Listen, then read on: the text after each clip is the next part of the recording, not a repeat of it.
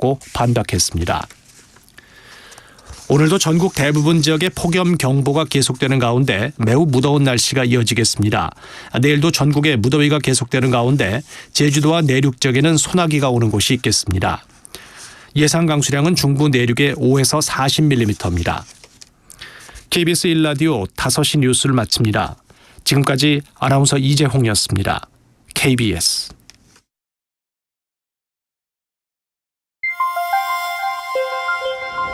대한민국 중심 채널 KBS 1라디오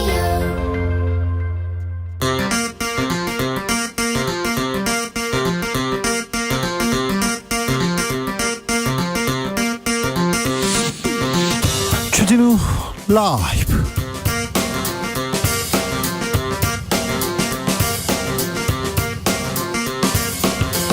(2023년 8월 2일) 수요일입니다. 안녕하십니까, 주진우입니다. 방송통신위원장에 지명된 이동관 후보자 공산당 기관지 발언, 공산당 기관지라 과연 어떤 언론을 두고 한 말일까요? 민주당에서는 언론 향한 선전포고라고 비판했습니다. 8월의 정치 현안, 그리고 언론계에 몰아치는 태풍, 이해훈 전 의원과 들여다봅니다. 당정이 이른바 순살 아파트 사태 수습할 대책 모색하고 있습니다. LH는 반카르텔 공정건설 추진본부를 설치한다고 했습니다. LH 사실 약자들한테 집 지어주는 거지 않습니까? 국가가 이러면 안 되죠. 이래서는 안 되죠. 어떤 대책 나올지 공동혁신구역에서 살펴봅니다.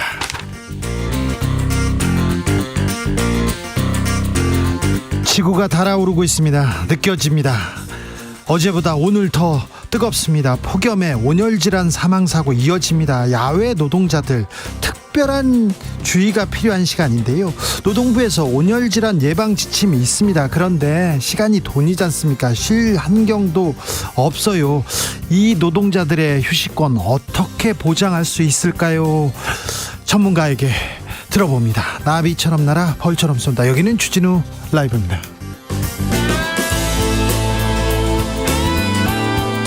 오늘도 자중차에 겸손하고 진정성 있게 여러분과 함께 하겠습니다. 본격적인 휴가철입니다. 이번 주에 휴가 가신 분들 많습니다. 그런데요, 해외로 갔다, 아니다, 지방으로 갔다, 그런 분들보다 집에서 휴가 보내고 있어요. 집콕하고 있어요. 그런 분들 많습니다. 지금 가면 사람 많잖아요. 바가지 요금도 싫고요. 고물가에 코로나도 재유행한다잖아요. 그러면서 휴가를 과감하게 포기한 휴포자들 많은데요. 집에서, 그리고 홀로 콕 박혀서 어떻게 휴가를 보내는지 나만의 비법이 있습니까? 집에서 누구보다 멋진 휴가를 보내는 분들 뭐하고 계신지 좀 알려주십시오. 샵 9730, 짧은 문자 50원, 긴 문자는 100원이고요. 콩으로 보내시면 무료입니다. 그럼 주진우 라이브 시작하겠습니다.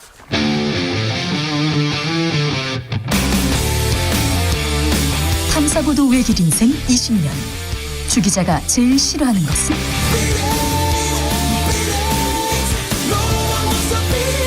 이 세상에서 비리와 부리가 사라지는 그날까지, 오늘도 흔들림 없이 주진우 라이브와 함께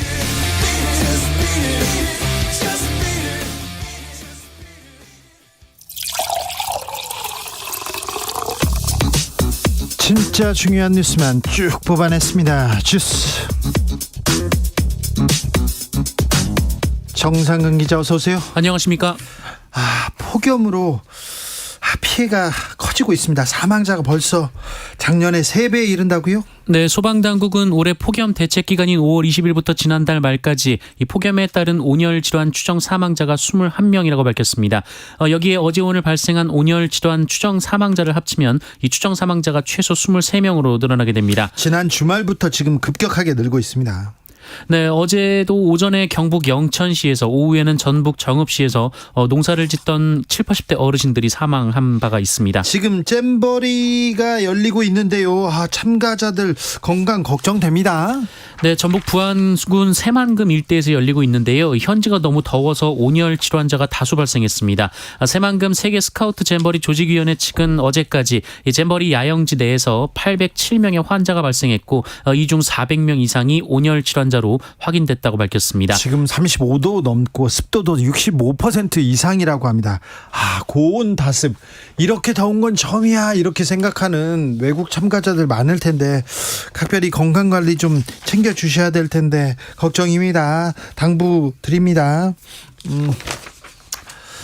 앞으로 부모가 교사를 만날 때 미리 예약을 하는 제도가 시범 도입됩니다. 네, 서울시 교육청은 학부모가 교사와 면담하거나 통화하려면 예약을 해야 하는 제도로 시범 도입하고 원하는 학교에는 민원인 대기실에 CCTV를 설치한다고 밝혔습니다. 네. 예약 시스템은 11월부터 도입될 것으로 보이고요. 서울시 유, 초, 중, 고 중 원하는 학교 모두 할 수 있습니다. 앱을 통한 민원이 들어오면 교장과 교감이 1차로 분류한다는 방침입니다. 네. 조희영 교육감은 악성 민원을 완전히 없앨 수는 없지만 감정이 북받치거나 욱한 감정을 잠시 쿨링다운할 수 있는 시간이 될 것이라고 말했습니다. 이렇게 교감 교장이 먼저 분류하고 판단하고 그러면 좀 나아지지 않을까요? 그런 생각도 듭니다. 교사들 소송당하면 혼자서 다 감당해야 된다고 합니다. 교사들의 소송비 지원도 이루어진다고요? 네, 서울시 교육청은 교원 안심 공제를 통한 소송 지원도 강화하기로 했습니다. 먼저 그동안 교원이 소송비를 지원받으려면 교보위의 심의 의결을 거쳐야 했는데 앞으로 심의가 예정돼 있다는 증명서 등으로도 지원이 가능해집니다. 또한 교권 침해 피해를 본 교원으로 인정받았을 때만 소송비를 지원받았는데 이것이 교육 활동 중인 교원으로 확대가 됩니다. 서울시 교육청은 조례 개정 제정을 통해서 내년부터 시행할 예정이라고 밝혔습니다. 소송비 지원으로 이게 보장이 될 수 있을까요? 무죄인 사건을 무죄를 받는 거 매우 힘든 일입니다. 무죄를 받아도 상처만 남습니다. 그런데 이런 사안에 대해서는 적극적으로 변호사들이나 법률 지원이 뒤따라야 되는 거 아닌가 이런 생각을 해봅니다. 제가 소송 많이 당하잖아요. 그래서 그 고충 압니다. 한번 이렇게 소송당해서 경찰서, 검찰 그리고 법원에 끌려가잖아요. 그럼 내가 지금 뭘 하고 있지 이런 생각 들 때가 있는데요. 저같이 소송 많이 당한 사람도 그런 생각 가끔 들거든요. 그런데 처음 아이들 그리고 학부모와의 갈등으로 소송까지 간다. 이 부분에 대해서는 교장 그리고 교육청에서 법률 지원 좀 적극 검토해야 된다고 봅니다. 철근 빠진 아파트 이거 LH가 그러면 안 됩니다. 약자들한테 국가가 지어주는 건물에서 그런 아파트에서 이러면 안 됩니다. 자, 전관예우 카르텔 근절하겠다 이런 조직 신설했습니다. 네, 한국토지주택공사는 이른바 철근누락 공공아파트 논란의 배경으로 지목된 전관예우 커넥션을 차단하겠다면서 LH 내 전담기구를 구성한다고 밝혔습니다. 여기서 전관 특혜 의혹 개입 여부를 확인하기 위해 발주부터 감리까지 건설 전 과정을 원점에서 재검토한다는 방침입니다. LH 내에서 지금 전관예우가 계속 있었다고 하는데 LH 내에다가 전담기구 꾸리면 이게 선배들을 그리고 동료들을 잘 검증할 수 있을까요? 이게 감리가 가능한 부분인가 이런 생각도 좀 듭니다. 네, 일단 이 문제가 확인된 무량판 주차장 15개 단지의 경우 전관예우 의혹이 제기된 업체들의 선정 절차, 심사 과정을 분석해서 결과를 공개한다라고 밝혔습니다. 특혜가 개입될 수 없도록 그런 부분 근본적으로 제거해야 되는데 이런 부분, 이런 전관예우, 이런 비리 카르텔이 보이면 즉각 엄벌해서 앞으로 이런 일 하면 패가 망신한다 이런 걸 보여줘야 됩니다. 절대 못하게 해야 됩니다. 이동관 방송통신위원장 후보자 재산 신고했습니다. 네, 이동관 방통위원장 후보자와 관련해 국회에 제출된 인사청문 요청안에는 이동관 후보자와 배우자, 자녀 명의의 재산이 51억 751만 원으로 신고됐습니다. 51억이 넘네요. 네, 이동관 후보자는 배우자와 공동 명의로 서울 강남구 개포동에 15억 상당의 아파트 한 채를 보유하고 있었고요. 예금 15억 5천여만 원, 증권 4억 1천여만 원을 신고했습니다. 예금 15억 5천만 원요? 네, 이 1,000만 원짜리 골프장 회원권도 있었습니다. 네. 이 배우자는 예금이 8억 9천여만 원, 증권 1억 8천여만 원이 있었고요. 이 1989년생 장녀는 6,500여만 원, 1990년생 차녀는 1억 4천여만 원, 1995년생 장남은 1억 8천여만 원의 예금과 증권 등이 있었습니다. 95년생인데 1억 8천만 원의 예금이 있다고요? 증권도 있고요. 그런데요, 이동관 후보자 홍보수석 시절에 재산이 이만큼 아니었거든요. 네, 2010년 이동관 후보자는 청와대 홍보수석 시절 17억 원의 재산을 신고한 바 있습니다. 17억 원이요. 네, 이후 이동관 후보자는 2016년 이 서울 강남구 개포동의 작은 아파트 한 채를 사들였는데요. 1982년 지어진 노후 재건축 유망단지였는데 이 아파트가 이듬해에 재건축에 돌입했습니다. 아파트를 사자마자 그 다음에 바로 재건축이네요. 네, 이동관 후보자는 42제곱미터의 아파트를 사서 재건축 후에 이 114제곱미터의 아파트를 분양받았고요. 이 집이 이번에 신고된 집으로 15억 원의 신고는 됐지만 이것은 분양가이고 실제 시세는 평균 43억 원으로 알려져 있습니다. 네. 매수 가격이 10억 원이었고 분담금을 8억 원 더 냈는데 7년도 안 돼서 25억 원의 차익을 올린 것으로 분석이 되고 있습니다. 이동관 후보자는 또한 2001년 이 서초구 잠원동에 이 또 다른 노후 아파트를 구매했었는데요. 이후 이것도 재건축에 돌입하면서 2019년 32억 원에 매각한 것으로 전해졌습니다. 자, 51억을 이렇게 신고했는데 실제 집 가격을 포함하면 지금 70억, 80억에 가깝네요. 재산이, 이분은 방송통신이 아니라 이게 부동산 투자에 굉장히 큰 재능이 있으신 것 같습니다. 어떻게 이렇게 10년 만에 10여 년 만에 재산을 이렇게 많이 늘렸죠? 그때는 10억대였는데 지금은 실질적으로 한 80억. 와, 놀랍네요. 이거는 어떻게 받아들이는지 좀 볼까요? 한동훈 법무부 장관이 검사들이 쓰는 메신저에 접속하고 있다는 주장이 나왔습니다. 네, 한동훈 법무부 장관이 검찰 구성원만 사용하는 검찰 내부 통신망 메신저에 최근까지 접속했다고 뉴스버스가 보도했습니다. 뉴스버스는 이 메신저는 검사와 직접적인 1:1 소통이 가능한 실시간 메신저로 한동훈 장관이 특정 사안과 관련해 개별 검사들과 직접 소통한 거 아니냐라는 의혹을 제기했습니다. 법무부 장관은 이거 검사가 아닌데요. 그렇다면 검찰청법 위반 소지가 좀 큰데요. 법무부에서 뭐라고 합니까? 네, 법무부는 전혀 사실이 아니다라고 반박했습니다. 마치 장관이 검사로부터 비공식적인 방법으로 개별 사건에 대한 보고를 받고 지시를 하는 것처럼 오인되게 하고 있다라고 반박했습니다. 아니요. 그러니까 메신저 집 접속했냐고요, 안 했냐고요? 메신저 접속에 대해서는 법무부 장관에게는 계정이 부여돼 왔고 지난 정부도 마찬가지라고 했고요. 이 박상기 전 장관과 강금실 전 장관의 예를 들면서 이프로스를 이용했다라고 말했습니다. 과거에도 그러니까 이프로스 이거 장관들이 했고 지금도 했다는 겁니까? 네, 실제로 뉴스버스 보도에 따르면 법무부 장관에게는 관리적으로 이프로스 접속 계정은 제공이 되었다라고 하는데요. 하지만 다른 장관들은 실시간 메신저는 사용하지 않았다라고 뉴스버스는 주장하고 있습니다. 네. 이에 대해 한동훈 장관 측, 법무부 측은 이 컴퓨터 부팅 시 자동 로그인되는 것이다라고 말했습니다. 네. 아직은 이 사항은 지금 명확하게 조금 저희가 더 취재해보고요. 들여다보고 저희 말씀드리겠습니다.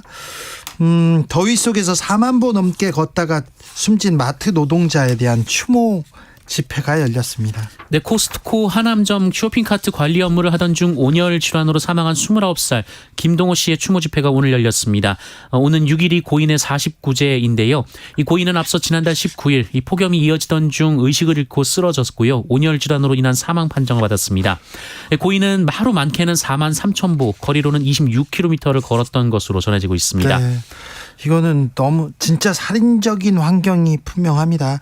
온열 질환 계속해서 사망자가 나오고 있는데요. 조금 더 안전한 세상, 조금 더 안전한 노동 환경은 만들 수 없을까요? 잠시 후에 전문가하고 이렇게 얘기 나눠보겠습니다.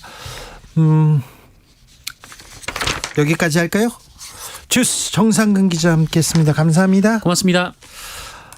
덥지요. 더운데 더워서 휴가도 못 가겠어요. 그렇게 얘기하시는 분들이 있습니다. 이번 휴가 어떻게 보내는지 물어봤습니다. 6616님, 휴가라고 특별한 건 없습니다. 찬물 샤워하고 선풍기 바람 쐬면서 누워있는 게 최고입니다. 뭐 이렇게 얘기를 하는데 그래도 아이들 생각도 좀 사모님 생각도 좀 하셔야 될 텐데. 5145님, 저는 버스 정류장에서 가장 먼저 도착하는 첫 번째 버스를 타고 무작정 종점까지 가는 여행을 합니다. 이런 것도 있었네 하면서 새로운 걸 발견하고 즐거워하곤 합니다. 종점에 도착해서 처음 보이는 음식점에 들어가서 식사하고요. 큰 돈이 필요한 여행은 아니지만 나름 재미있고 좋아요. 그래요. 5145님하고 비슷한 상상 해봤어요. 저는요, 직행버스를 타고 싶어요, 요새. 그냥 닥치는 대로 이렇게 버스를 타고 어디든 가보고 싶다, 그런 생각 해보는데 그걸 또 실행하고 계시네요. 0760님, 자영업자입니다. 올해는 여름휴가 없습니다. 더워도 오토바이 타고 매일 배달하는데 너무 힘들어요 얘기합니다. 더울 때는요 조금 조심하셔야 됩니다. 너무 더울 때는 좀 꼭 쉬셔야 돼요. 꼭이요. 0850님, 저는 제주에 사는 농부입니다. 농부는 휴가가 따로 없고요. 비가 많이 올 때 날이 너무 더울 때 쉽니다. 요즘 너무 더워서 낮에는 집 밖에 나갈 엄두가 안 나요. 그래서 휴가는 요즘 한낮입니다. 옷과 살림까지 곰팡이 피지 않도록 내다 말리고 수박도 먹고 저녁엔 바닷가도 걸으면서 휴가 보내고 있습니다 얘기합니다. 6621님, 집에서 허리 불편하신 90대 노모의 손발이 되어 시간 보내고 있습니다. 빠른 쾌유 빌어주세요 얘기하는데 얼른 안게 되셔서 얼른 손잡고 서늘할 때 산책 나가실 수 있었으면 좋겠습니다. 기도할게요.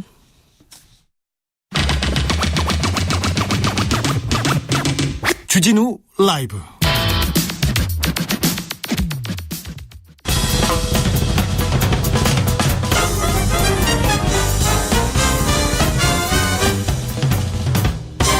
훅 인터뷰. 모두를 위한, 모두를 향한, 모두의 궁금증 훅 인터뷰. 전국적인 폭염 이어지고 있습니다. 떼약볕 아래에서 일하는 분들이 있어요. 이 살인적인 더위와 정말 전쟁을 치르고 있는데요. 이분들의 안전, 건강 걱정이 됩니다. 한국노동안전보건연구소 이숙견 상임활동가 연결했습니다. 안녕하세요. 네, 안녕하세요. 반갑습니다. 더운데 바깥에서 일하는 분들 많습니다. 온열 질환자 어느 정도 수준입니까? 질병관리청에 따르면 전국 온열 질환자는 1,191명으로 나타나고 있고요. 네. 그중에서 사망자는 13명으로 추정되고 있습니다. 네, 지금 계속해서 지난주부터 계속 늘고 있는데요. 네. 배달 노동자들, 그리고 마트에서, 그리고 택배 회사에서 분류하시는 분들, 이런 분들 폭염에 시달리고 있어요. 이런 분들 말고 다른 분야에서도 많은 분들이 온열 질환에 노출되어 있지요. 그렇죠. 되게 많은 노동자들이 노출되고 있는데요. 네. 대표적으로 쿠폰과 같은 물류센터에서 일하시는 노동자분들이나 아니면 택배나 집배의 노동자들, 그리고 조리급식 종사자들도 사실 많은 그 폭염에 노출되고 있고요. 그리고 사실 야외에서 하시는 일 중에서 건설 노동 말고도 청소나 수거, 그리고 중량물 취급하는 노동도 되게 많이 있고요. 농어민들이요 또. 예, 특히 비닐하우스 일하시는 이주 노동자 분들도 맞아요.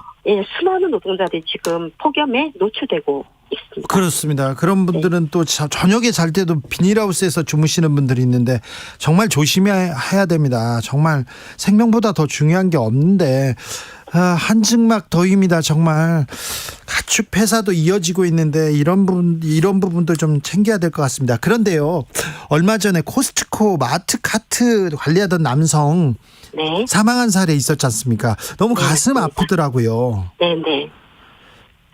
이분은 어떻게 4만 보 이상 매일 이렇게 걷고 그 폭염 속에서 일하고 있었습니까? 네, 맞습니다. 그 사건이 6월 29일 날 코스트코 하남점에서 좀 발생했던 사건이었고요.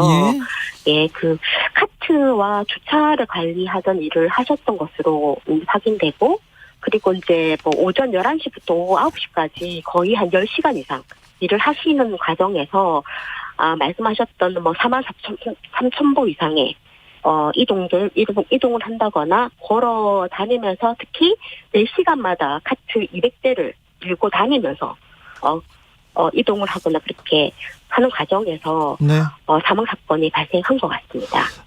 지난해에도 과로로 이 더위 속에 과로로 목숨 잃었다는 그런 소식 전해드렸어요. 매년 여름 이런 문제가 반복되는 이유는 뭡니까?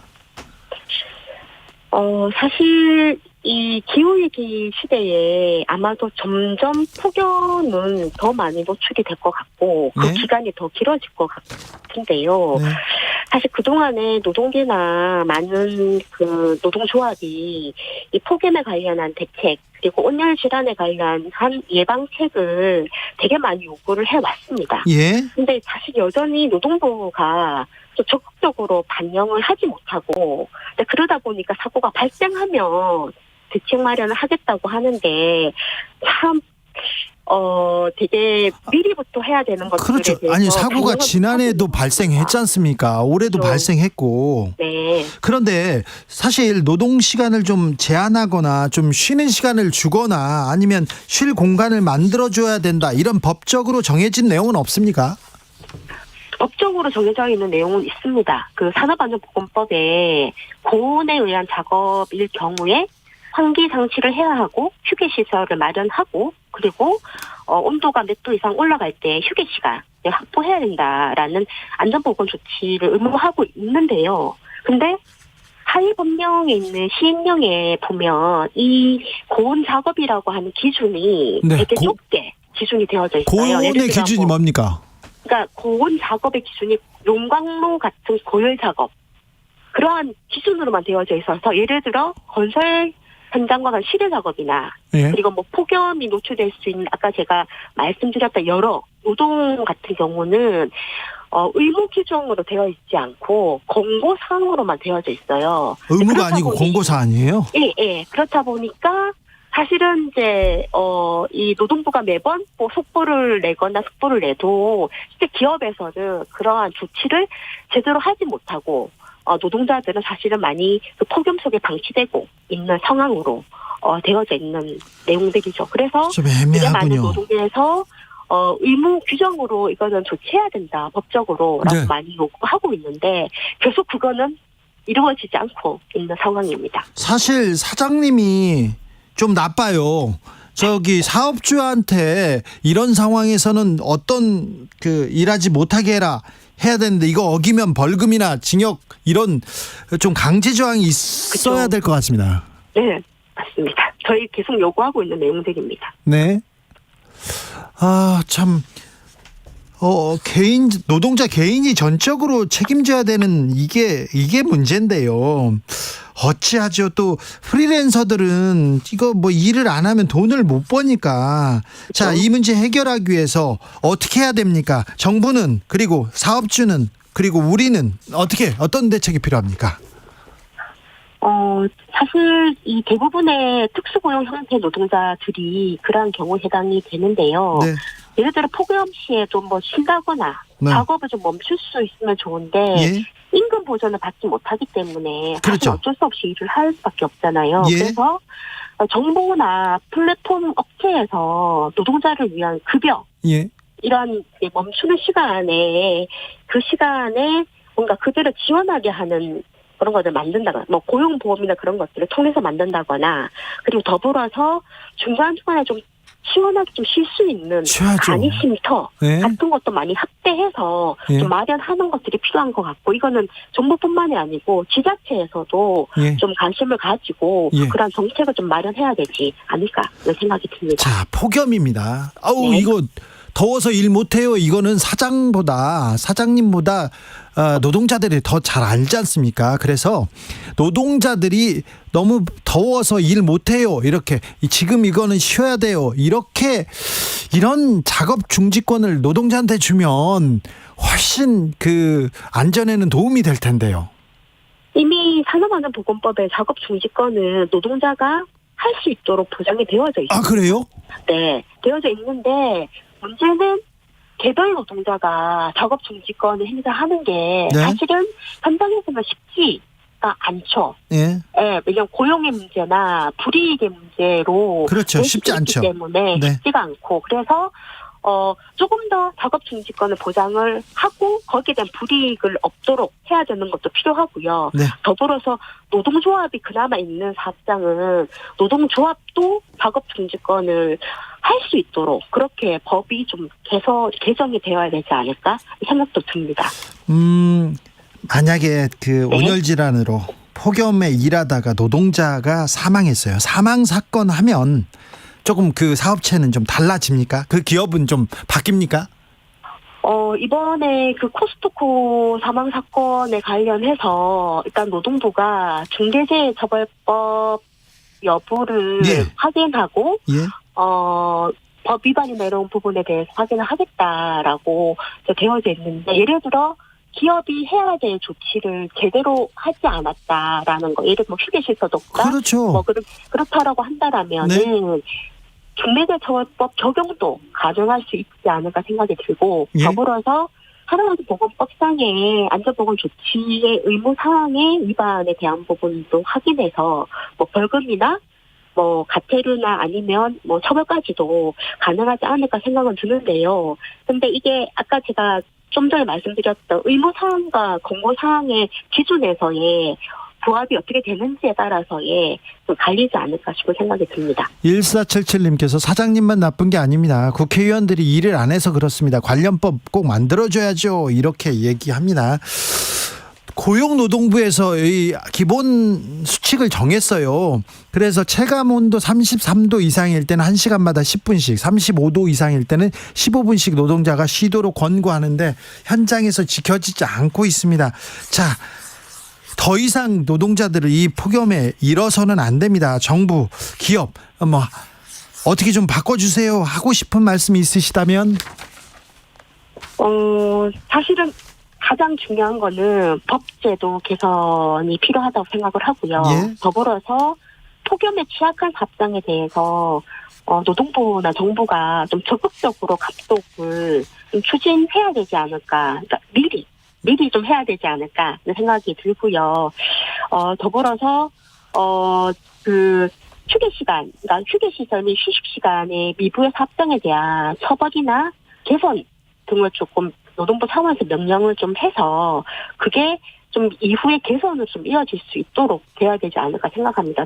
그리고 마지막으로 아까 제가 말씀드린 작업중지권 관련해서 노동자들이 좀 작업중지권을 제대로 좀 활용할 수 있도록 권한을 좀 제대로 부여를 하게끔 만드는 것들이 필요하지 않을까 네. 생각이 듭니다. 일할 수 있는 환경이 아니잖아요. 이건 뭐 죽을 수 있는 환경 아닙니까? 이런 환경은 고쳐야지요. 우리나라 대한민국의 선진국 대한민국에 걸맞지 않은 그런 얘기인데 이런 얘기를 계속 반복하고 있습니다. 잘못됐습니다. 고쳐야 됩니다. 한국노동안전보건연구소 이숙견 상임활동가였습니다. 감사합니다. 감사합니다. 교통정보센터 다녀오겠습니다. 정현정 씨. 네, 숨막히는 더위가 이어지고 있습니다. 여전히 대부분 지방에 폭염 경보가 내려져 있는데요. 저녁에는 곳곳에서 강한 소나기가 내릴 수 있어서 퇴근길에는 날씨 예보 확인하시는 편이 좋겠습니다. 현재 도로 위는 휴가철이라서 평소보다 정체 구간도 길고요. 돌발 구간도 곳곳으로 많습니다. 먼저 경인고속도로 서울 쪽인데요. 서인천 부근 1차로는 승용차 사고 있어서 처리하고 있습니다. 서해안고속도로 서울 방향으로 서평택 분기점에서 화성휴게소까지는 11km 구간 천천히 가고요. 다음은 강원도에서 돌아오는 길입니다.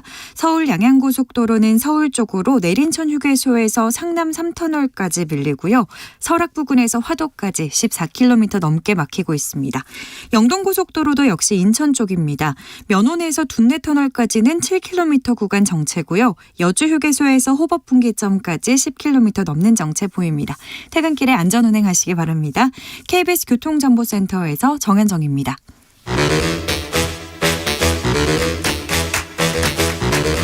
이것이 혁신이다. 여야를 내려놓고 관습을 떼버리고 혁신을 외쳐봅시다. 다시 만난 정치 공동혁신구역.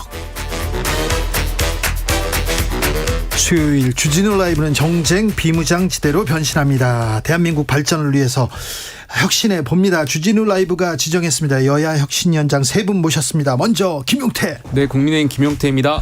류호정, 네, 정의당 류호정입니다. 용혜인. 네, 기본소득당 용혜인입니다. 네, 자, 더운데요. 더운데 어떻게 지내십니까? 정의당의 성은은 계속해서 신당, 대안 뭐 이런 얘기가 계속 나오네요. 네, 저희 이번에 대한신당을 추진하는 당원 모임이 이렇게 제안되었더라고요. 네.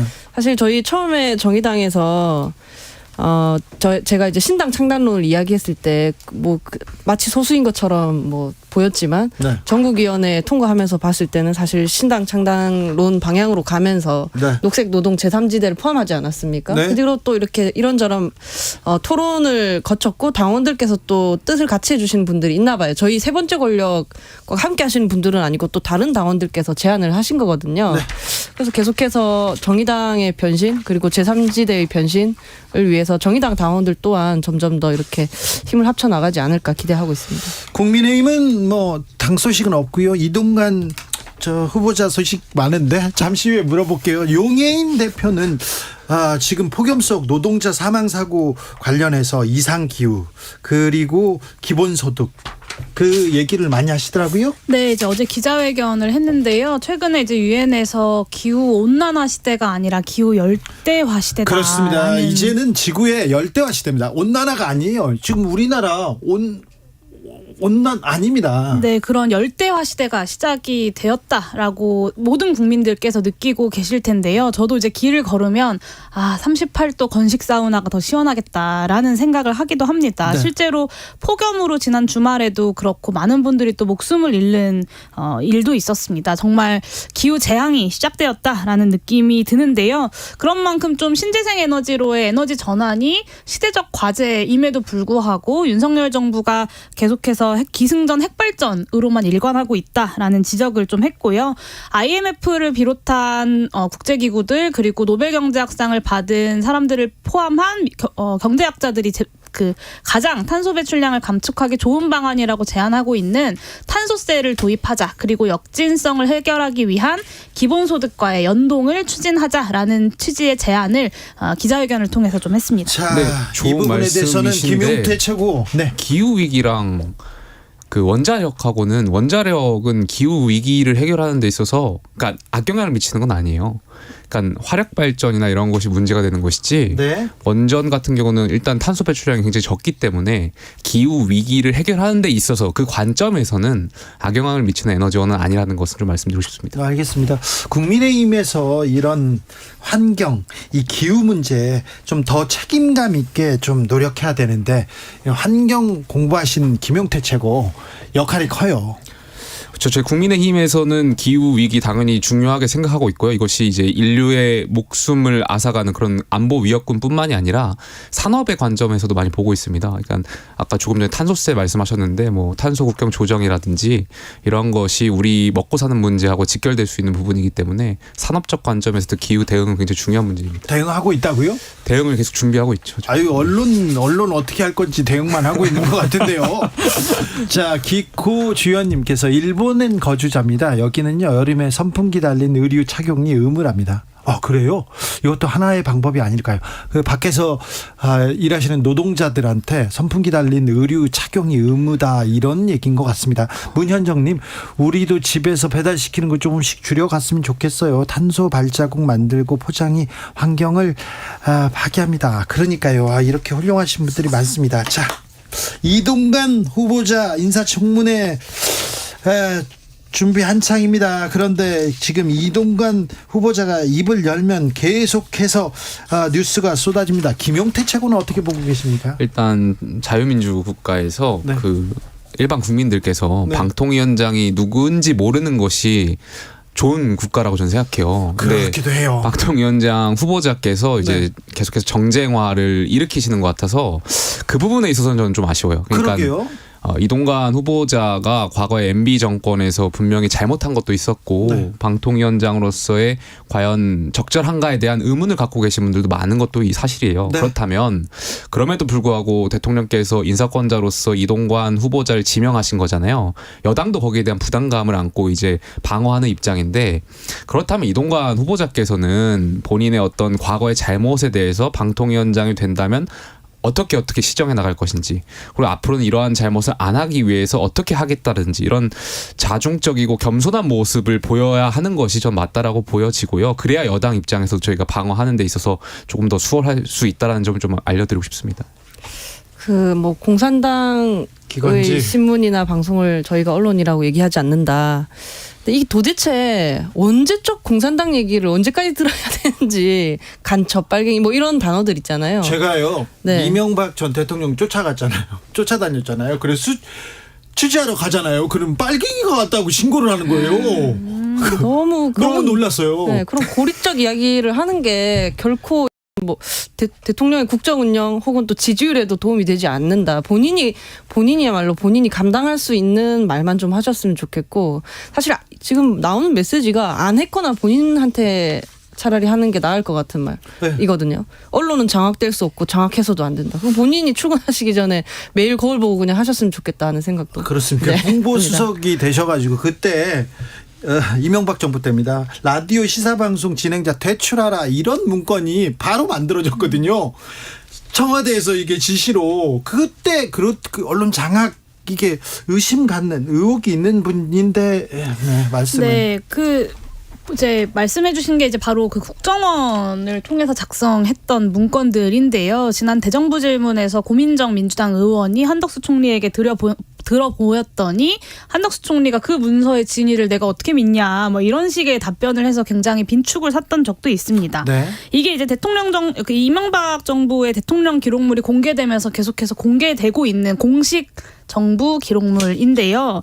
굉장히 충격적입니다. 이 말씀하신 대로 좌편향 언론과 프로그램을 퇴출하려는 공작들을 벌인 사실이 그대로 적혀 있고요. 심지어 지방선거 전에 방송사에 개입한 문건들도 있습니다. 누가 봐도 방송법상 명시되어 있는 방송 편성의 자유와 독립을 짓밟은 법 위반 행위다라고 보여지는데, 이 2017년에 서울중앙지검이 이 내용을 수사를 했어요. 근데 당시에 수사 보고서에 홍보수석실, 즉 이동관 수석이죠. 그 이동관이 문건 작성 지시자로 추정되고 국정원을 통해서 MBC 장악 계획을 세운 것으로 판단된다라고 검찰의 수사 보고서에 적혀 있음에도 불구하고 제대로 기소는커녕 수사가 되지 않았고요. 아이러니하게도 그때 당시에 서울중앙지검장이 윤석열 대통령이셨다는 점도 이야기하지 않을 수 없습니다. 진위 여부에 대해서 이런 방송 장악 의혹의 진위 여부에 대해서 좀 명명백백하게 밝히고 당시에 했던 행위가 적법하지 않은 것을 인정한다면 저는 본인이 후보자의 자리에서 사퇴해야 되고 대통령실도 이 후보자 지명을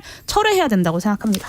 저는 이동관 후보자가 이제 방통위원장이 되신다면, 될 가능성이 높겠지만 되신다면 부탁드리고 싶은 말씀이 하나 있어요. 그러니까 과거 정권에서 뭐 방통위도 그렇고 잘못한 것들이 있었죠. 분명히 한상혁 전 위원장 같은 경우 TV조선 재승인 심사에서 굉장히 잘못된 행동들이 있었고, 뿐만 아니라 중립을 요하는 그런 기관에서 잘못된 것들이 굉장히 있었고, 결국에는 선거로서 심판당했잖아요.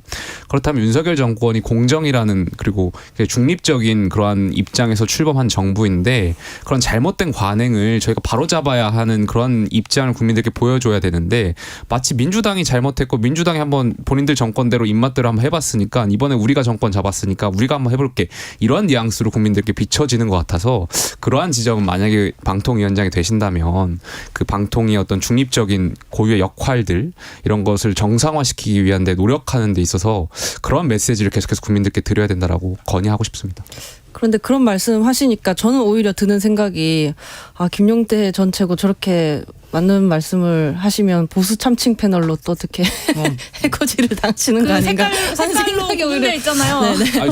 저는 국민의 색깔입니다. 아직 후보자에게 그런 신뢰가 아직 있지 않다라는 거죠. 그래서 청문회에서 이 후보자의 언론관, 세계관을 좀 철저히 검증했으면 좋겠습니다. 그리고 그 과정에서 나오는 비판들을 뭐 나와 다른 정당이 하는 그냥 비난으로만 받아들이지 말고 정말 진지하게 나의 생각이 너무 적진 않았는지 한번 돌아보셨으면 좋겠어요. 이제 비판하면 공산당 그렇게 얘기하는 거 아닌가 좀 두려워요. 근데 저는 공산당 얘기를 이동관 후보자가 하셔가지고 그 얘기를 좀 드리고 싶어요. 윤석열 정부가 지금껏 해왔던 일을 자기 고백하는 건가? 라는 생각이 저는 사실 들었습니다. 이 바이든 날리면 보도했었던 MBC 뉴스룸까지 압수수색을 했었고 수신료에 대해서 졸속으로 분리징수를 추진을 하면서 공영방송을 위태롭게 만들고 있고요. 정권에 대해서 비판만 하면 모두 다 가짜뉴스 괴담으로 낙인을 찍고 있습니다. 최근에는 뭐 김용태 전 최고가 자기는 이제 국민의힘 색깔이라고 하셨지만 방송에 나오는 패널들을 여권 인사, 야권 인사, 빨간색, 파란색, 회색으로 분류해 가면서 사상 검증하고 심지어는 국민의힘 소속 패널들도 친윤 인사가 아니라는 이유로 이제 반대편으로 또 적어놓기도 합니다. 이게 바로 공산당식 언론 길들이기입니다. 그래서 이동관 후보자가 자기 고백을 하는 것이다, 혹은 아니면 셀프 저격을 하는 것이다, 이렇게 볼 수밖에 없고, 제발 이동관 후보자가 자신의 이 그러니까 방송통신위원장으로서의 직무 수행을 할 능력과 자격이 없음을 인정하시고 빠르게 사퇴하셨으면 좋겠습니다. 최근에 순살 아파트, 철근 빠진 아파트, 이런 문제를 청년 정치인들은 어떻게 보셨을까요? 용혜인. 네, 일단은 굉장히 충격적이죠. 순살 아파트라는 것이 진짜로 국민들 입장에서는 네. 어떤 생명안전에 정말로 직접적인 위협이 되는 부분 아니겠습니까? 어떤 브랜드 아파트라면서요. 비싸게 파는 아파트라면서요. LH라면서요. 네.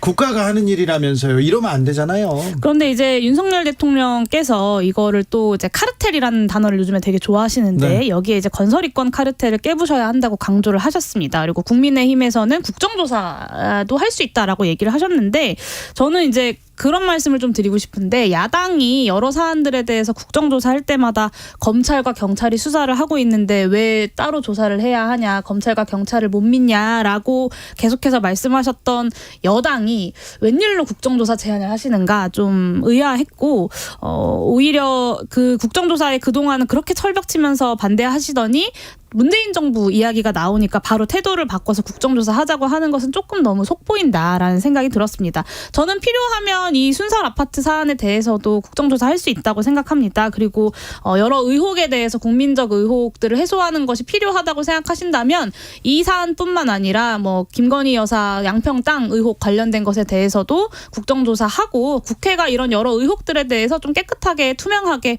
털고 갔으면 좋겠다라는 제안을 드립니다. 저도 이 사건이 굉장히 충격적이었죠. 철근을 빼먹는 일들. 그러니까 저도 이제 군에서 공사장교를 했었는데, 그러니까 물론 이제 대통령께서 말씀하신 카르텔, 뭐 잘못된 건설업계의 관행이라고 저는 보고요. 다만 전임 정부 탓만은 아닌 것 같아요. 이것이 그러니까 오래전부터 우리나라의 그 건설업계에 있는 잘못된 관행인 것 같아요. 설계에 대한 잘못, 그다음에 이제 시공 단계에서의 잘못, 감리, 그리고 어떤 LH의 종합적인 집행 능력의 역량의 부족도 있을 것이며, 뭐 도면을 제대로 보지 못하는 현장 감독관들의 어떤 역할 수행 능력의 부족, 굉장히 여러 가지가 지금 복합적으로 오랫동안 이 적폐라고 할까요? 이런 것이 쌓여오면서 지금 이런 문제가 지금 대두된 것 같은데요.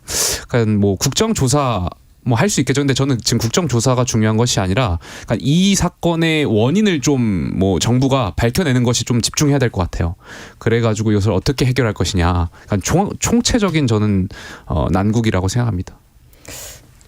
대통령께서 그 계속 카르텔 부순다 하셨잖아요. 네. 저는 그 시리즈 중에서 가장 알맞은 빈칸 채우기가 네. 아니었나. 이번에는. 네, 이번에는. 이번에는. 그렇기 때문에 지금 각종 인터뷰 들어보면 그 카르텔이 견고하다, 공고하다, 오랜 시간 쌓였다, 그렇죠. 이런 말씀 많이 하시기 때문에 정말 뭐 말을 지키실 수 있다면 공정하게, 네. 또 그 보통 이제 견고하고 오랜 시간 쌓였기 때문에 그렇죠. 이걸 뿌리 뽑기가 힘든 건데 하실 수 있다면 좋을 것 같다라는 생각이 있고, 그렇죠. 그리고 뭐 국정조사도 뭐 필요하다면 하는 거지만 저는 정부에서 이런 메시지를 꾸준히 냈으면 좋겠어요. 어쨌든 그 아파트에 살고 있는 분들께서 얼마나 또 불안하시겠어요. 네. 이런 부분에 대해서 보안 제대로 해 나가는지, 또 다른 아파트 사시는 분들께서도 불안해 하시는데 이런 부분 검증 철저히 하는 거 지켜보겠다. 이런 안전에 대한, 그러니까 살고 계신 분들의 불안 해소에 대해서도 메시지를 적극적으로 해주면 좋겠습니다. 국민의 안전을 이렇게 갉아먹는 이런 이권 카르텔, 부패 카르텔, 이런 부패, 고리, 이런 거는 차단해야죠. 이런 거 잘 깨부수라고 이런 그 부서가 있는 겁니다. 원희룡 장관은 지금 조금 그 국민들이 공포에 빠져서 빠지지 말라고 그런지 철근 누락 아파트 순살은 아니다. 철근 자체가 없는 것은 아니라 조금 보강 철근이 누락됐다. 이 점을 계속 강조하고 있습니다. 너무 걱정하지 말라고 했는데 이 기회에 그런 아니 철근을 빼먹으면 어떻게 해요? 그 안에 있는 그 자재를 빼먹으면 어떻게 해요? 이런 건 없어야죠. 특별히 LH 말입니다. 자, 민주당으로 가보겠습니다. 민주당 김은경 혁신위원장 그리고 양이원영 의원의 말이 또 참 청년들한테 하는 말인데요. 어찌 보셨습니까? 네, 일단 굳이 청년들에게 정치 참여를 많이 해야 한다는 주장을 하기 위해서 이런 이야기를 굳이 했었어야 하는지 좀 의문입니다. 부적절한 언사였다고 생각하고, 그리고 김은경 혁신위원장과 양이원영 의원께서 뭐 공식적으로 사과를 하셨다고 하니 뭐 더 코멘트를 얹을 생각은 없는데, 제가 김은경 위원장의 인터뷰를 들으면서 좀 더 문제다라고 지적하고 싶었던 것은 이 청년들에게 정치 참여를 많이 해야 한다라는 잔소리를 하는 무책임한 태도였어요. 사실 이게 기성정치가 늘 하는 문법이라고 저는 생각하는데, 청년들이 정치에 관심이 없고 그래서 나라가 망하고 있는 거고, 그래서 우리 사회 위기는 청년들이 정치에 무관심한 탓이다. 그러니 정치에 관심을 가져라. 제가 10년 넘게 정당 활동을 하면서 이런 이야기를 정말 많이 들었는데요. 이런 방식의 접근이야말로 기성정당의 혁신위원회들이 혁신을 하지 못하고 실패하는 이유라고 저는 봅니다. 결국에는 정치에 관심을 갖고 참여할 수 있게 하려는 구체적인 제도 설계를 하는 것이 정당의 책임이고, 특히나 국회 1당의 혁신위원회라면 좀 그런 고민들을 앞서서 해주시는 것이 필요하지 않을까라고 생각합니다. 혁신위에서 예전에 다른 위원이 왜 그러니까 민주당 내 정치인이 잘못했을 때 왜 사과를 제때 못하냐, 이게 며칠씩 걸릴 일이냐 이렇게 비판하신 적이 있어요. 아, 혁신했어요? 네, 그거를 위원장이 저는 그거를 내부에서 잘 못하셨다라는 생각이 들고요. 사실 저도 뭐 어떤 맥락 안에서 한 문장 이렇게 뽑히고 그것이 오해를 불러일으키고 하는 경우 저도 한 적 있는데, 네. 결국에는 사실 돌이켜보면 그 한 문장조차도 오해 없이 말해야 하는 것 같아요. 이 정치라는 게 네, 그렇죠. 정치인의 그것까지도 무게가 어찌 보면 실력인 거죠. 그래서 결국에는 돌아보면 탓할 게 나밖에 없더라라서 지금 혁신이가 혁신하려고 하는 건데 바깥의 어떤 비판도 못 받아들이는 태도로 일관하면 안 되잖아요. 사과 잘 하시고 잘 해 나가셨으면 좋겠습니다. 네. 일각에서 김은경 위원장 발언을 가지고 이제 노인 폄하다, 세대 갈라치기다라고 말씀하시는데, 저는 그렇게 생각하지 않아요. 갈라치기나 노인 폄하도 생각이나 개념이 있어야 하겠죠. 그냥 김은경 위원장은 개념이 없는 거예요. 법학자시잖아요. 그러니까 우리가 신권 통치, 왕권, 봉건제, 그다음에 근대 민주국가로 오면서 이 천부 인권설이라는 것이 굉장히 중요했고, 네. 그 과정에서 참정권이라는 것이 굉장히 중요한 의미를 갖고 있어요. 근데 이 법학자라고 하시는 분이 어떻게 이렇게 여명 비례표제라는 말도 안 되는, 뭐 어떻게 그게 합리적이라고 생각하시는지 잘 모르겠는데, 이 민주국가에 있어서 헌법의 기본권적인 생각조차 없는 거예요. 저는 개념이 전혀 없다라고 생각되고요. 양이원영 의원은 반대로 공천에 대한 생각만 있는 것 같아요. 개념이 있는 것 같아요. 공천에 대한 개념만. 그러다 보니까 이 발언이 잘못된 발언인지도 모르고 그저 그냥 혁신이만 옹호하려고, 그러다 보면 친명, 그러니까 이재명 대표 체제를 옹호하기 위해서 계속 그냥 김은경 위원장이 잘못된 발언조차도 옹호하는 것 같이 보여요. 저는 국민 여러분들께서 이번에 내년 총선에서 이 정말 잘못된 생각하고 있는 민주당 의원분들이나 민주당의 혁신위원 그런 분들 좀 기억하셨다가 저는 평가하셔야 된다고 생각합니다. 홍준표 대구시장이 나는 몰라도 유승민, 이준석은 이렇게 안고 가야 된다. 갑자기 그런 얘기를 하셨어요. 유승민 전 의원한테는 굉장히 좀 날선 얘기를 많이 하셨는데, 그 얘기 어떻게 들으셨습니까, 김영태 최고? 제가 오늘 이 질문을 좀 받아서 아까 다른 방송에서 이런 말씀 드렸는데, 타노스가 쳐들어오면 그 캡틴 아메리카랑 아이언맨이 싸우다가도 힘을 합쳐야죠. 아, 그렇습니까? 당연히 내년 총선에서 이겨야, 일단 뭐 조금이라도 감정이 상했거나 대선 과정에서 사람이 하는 일이다 보니까 그럴 수 있잖아요. 그럼에도 불구하고 총선 지면 끝입니다. 총선은 일단 이겨놓고 저희가 다시 싸우든지 하든지 해야지, 총선을 앞두고 있어서는 당연히 힘을 합쳐가지고 어떤 국민들께 우리가 가지고 있는 가치라든지 비전을 보여줄 수 있는데 역량을 집중해야 된다. 저는 그렇게 생각합니다. 사실 뭐 총선 본인 없이 치를 수 있겠냐 없겠냐 뭐 이런 말씀하시는 거 보면 대선 후보를 지낸 현역 정치인의 어떤 자의식 같은 거 하는 생각도 조금은 들었었거든요. 아, 그렇죠. 근데 물론 뭐 그 이제 다양한 사람들을 다양하다라고 할까요? 당 내에서 조금 생각이 다른 분들이라도 함께 갈 수 있도록 품는 건 대단히 중요하다라고 뭐 이렇게 더 이야기할 필요도 없이 다들 알고 계신데 그런 게 지금 잘 안 되고 있잖아요. 어느 당이든지. 네. 그리고 앞으로도 잘 될 것 같지 않아서 크게 기대는 하지 않고 있습니다. 김용태 최고 국민의힘이 지금 총선에서 이기려고 열심히 하고 있는 것 같습니까? 부족한 점이 많죠. 네. 네. 총선에서 이기려고 하는 정당이 많습니까? 이겨야죠. 근데 이기려고 하는 정당인지는 잘 모르겠습니다만 지금 부족한 점이 사실 많습니다. 이번 뭐 여름 휴가 이후에 돌아오시면 대통령도 뭐 대표도 뭐 다른 얘기를 하겠죠. 네, 뭐 문제가 근데 이 원팀이 아니어서가 문제는 아닌 것 같아요. 제가 봤을 땐 정부 여당의 끊임없는 이 헛발질과 국민들의 뜻과 다르게 국정 운영을 하는 것 자체를 좀 돌아보셔야 총선 승리도 가능하다는 점을 말씀드리고 싶고, 그리고 윤핵관 정당에 이준석 한 스푼 끼얹는다고 해서 그게 친윤 정당이 아니게 되겠습니까? 뭐 이런 방식의 공학적인 어떤 결합, 공학적인 원팀으로는 총선에서 국민들께 감동을 드릴 수 없을 거다. 정당은 친구들 간의 계모임 같은 수준의 공동체가 아니라는 점 한 가지만 말씀드리겠습니다. 제3지대의 활동을 많이 지켜봐 주시면 그래요? 좋겠습니다. 자, 민주당은 그러면 총선을 위해서 열심히 하고 있는 것 같습니까? 민주당은 계속 집안 싸움을 하고 있는 것 같습니다. 그래요? 네. 그래서 제3지대가 필요합니까? 결국에는 경쟁을 하는 구도를 만들어야 이런 뭐랄까 쓸모없는 일에 심력을 소모하지 않고 좀 더 건설적인 정책을 이야기하게 되지 않을까요?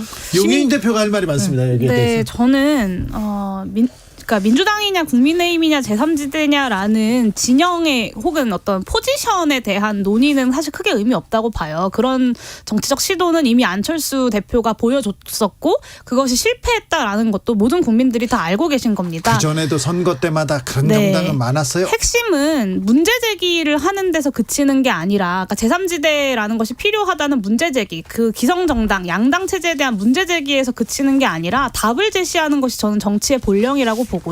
기성정당, 거대 양당의 문제점과 한계는 답을 못하고 있는 거라고 생각합니다. 지금의 위기에. 제3지대도 제발 이제는 문제 제기를 좀 넘어서서 답하는 정치를 우리가 함께 해나가야 되지 않을까 생각합니다. 답을 해야 될 것 같은데요. 류호정.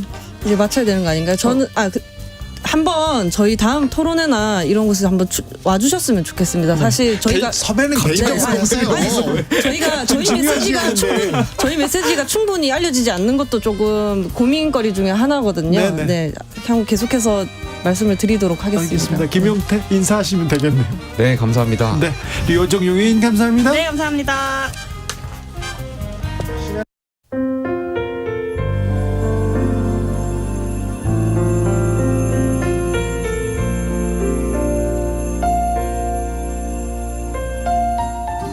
KBS 라디오 연중기획 희망충전 대한민국 545번째 이야기.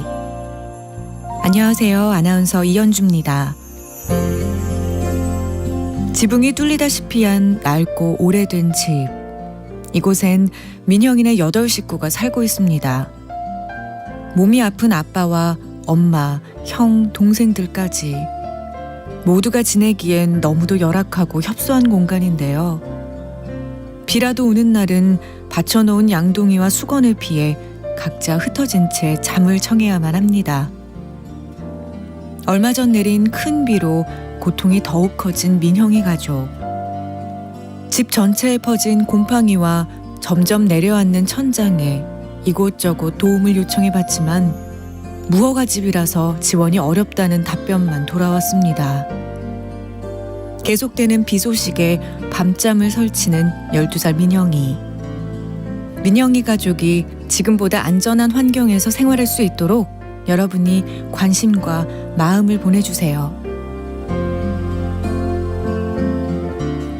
여러분의 따뜻한 손길이 희망의 빛이 됩니다.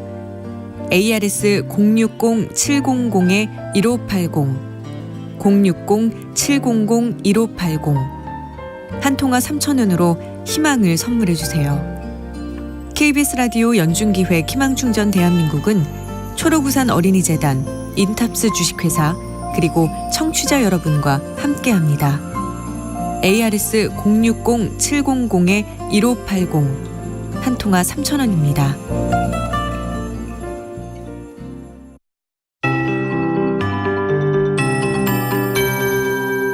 KBS 58분 날씨. 당분간은 어제 날씨가 오늘 날씨 그대로 복사판처럼 이어지는 추세입니다.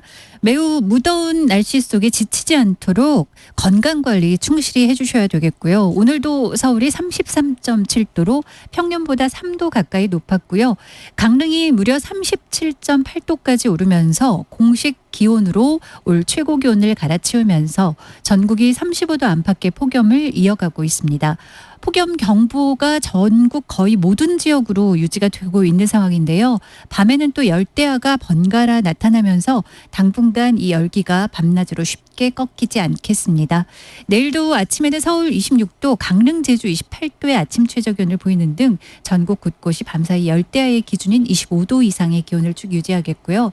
내일 낮 최고 기온 강릉이 38도로 오늘보다도 더 오를 가능성이 있겠고, 광주, 대구 36, 서울, 세종, 대전, 제주 35도 등 전국이 33도에서 38도로 35도 이상의 기온을 유지하면서 오늘보다도 기온이 더 오르는 곳이 많겠습니다.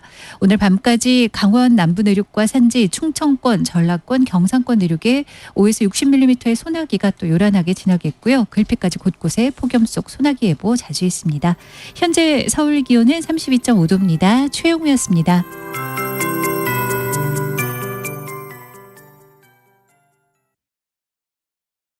정성을 다하는 국민의 방송 KBS가 6시를 알려드립니다.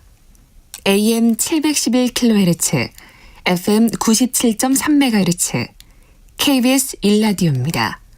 HLKA.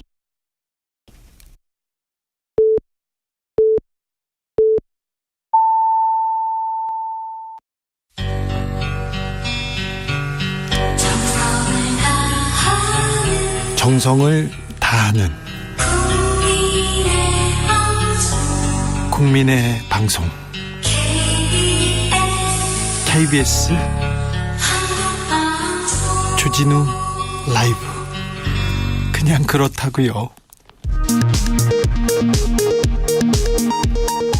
이 시각 라디오 정보센터 뉴스입니다. 폭염이 이어지면서 최근 닷새간 온열 질환으로 13명이 숨진 것으로 나타났습니다. 새만금 세계 스카우트 잼버리 개막 이틀 만에 400명 넘는 온열 질환자가 발생했습니다. 전력 수요는 다음 주 중 최고점에 이를 전망입니다. 국제신용평가사 피치가 미국의 국가 신용등급을 AA에서 AA+로 전격 강등했습니다. 정부는 국내외 금융시장과 외환시장에 대한 모니터링을 강화하겠다고 밝혔습니다. 경남은행에서 562억 원에 달하는 부동산 PF 대출 횡령 사고가 발생해 검찰과 금융당국이 동시다발적인 수사와 검사에 착수했습니다.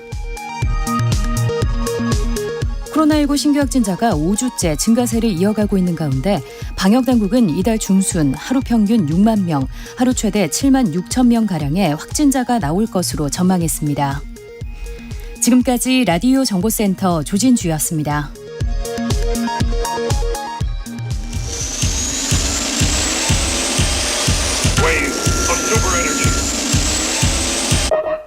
주 기자의 1분. 망치로 휴대폰 부순 박영수 내일 구속 기록. SBS 기사입니다.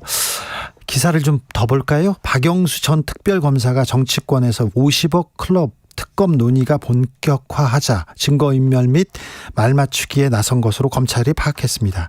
증거인멸 과정에서 망치를 사용해 자신의 휴대전화를 부수기까지 한 것으로 알려졌습니다. 오늘 법조계에 따르면 서울중앙지검 반부패 수사 일부 어미준 부장검사는 하고 이렇게 기사는 이어집니다.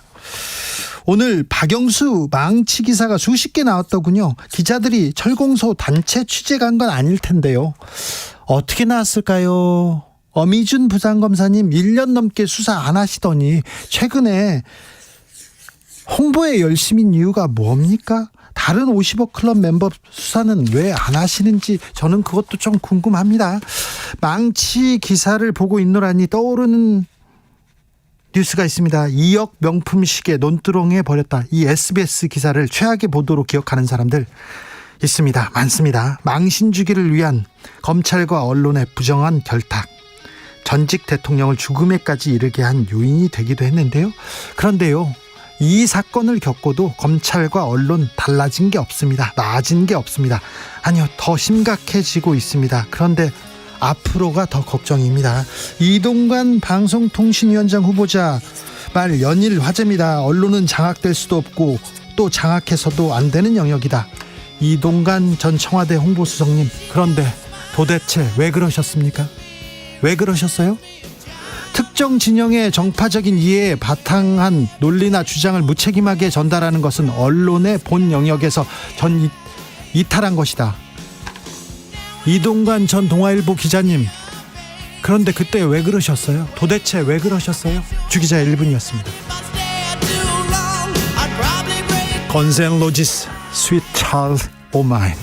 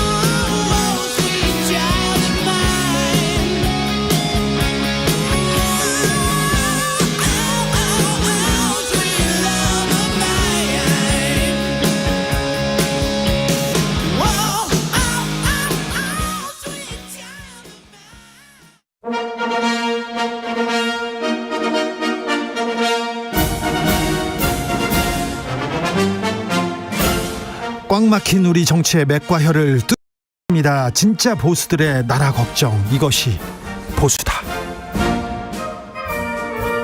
자, 보스의 시각 아닙니다. 보수들의 시각 좀 물어보겠습니다. 능력과 실력을 너무 숨기고 있는 거 아닌가? 그래서 8월부터는 보수의 진짜 생각 좀 모셔보겠습니다. 자, 오늘 보수의 경제통입니다. 자, 경제사령탑이었습니다. 이혜훈 전 의원 모셨습니다. 어서 오세요. 안녕하세요. 네, 오랜만에 뵙습니다. 예, 정말 오랜만에. 네. 방송 자체가 제가 한 1년 반 이상 쉬었던 것 같아요. 왜 보수 정권에서 이렇게 쉬셨어요? 네. 뭐 저도 이유를 모르고 있습니다. 아, 그렇습니까? 네. 네. 아, 이유를 모르시고. 그래도 좀 활동해 주셨으면 하는 생각이, 이 지금 경제 좀 지표 엉망이잖아요. 그리고 민생 좀 엉망이잖아요. 서민들 어렵지 않습니까? 그래서 어떤 경제 정책이, 어떤 민생 정책이 펼쳐지고 있는지 듣고 싶은데 그런 얘기를 못 들어가지고 제가 보수의 경제 선생님 이혜훈 전 의원 먼저 모셨습니다. 이 얘기 전에 네. 이동관 방통위원장 후보자 얘기부터 좀 오늘 제일 핫한 이슈라. 네. 어떻게 보셨어요, 이 지명을? 근데 이제 저는 이렇게 생각했어요. 네. 굉장히 언론의 공정성에 대해서 갈증이 많은가 보다. 그래서 그걸 꼭 해야 되겠다고 생각을 하나 보다. 무엇보다도. 언론의 공정. 예를 들면 우리가 독립 얘기를 많이 하잖아요. 네. 언론이라면. 네. 근데 언론의 독립도 중요하지만 사실 독립을 우리가 그렇게 목매는 이유는 실은 공정이라는 더 상해 가치를 위한 거잖아요. 그렇죠. 예.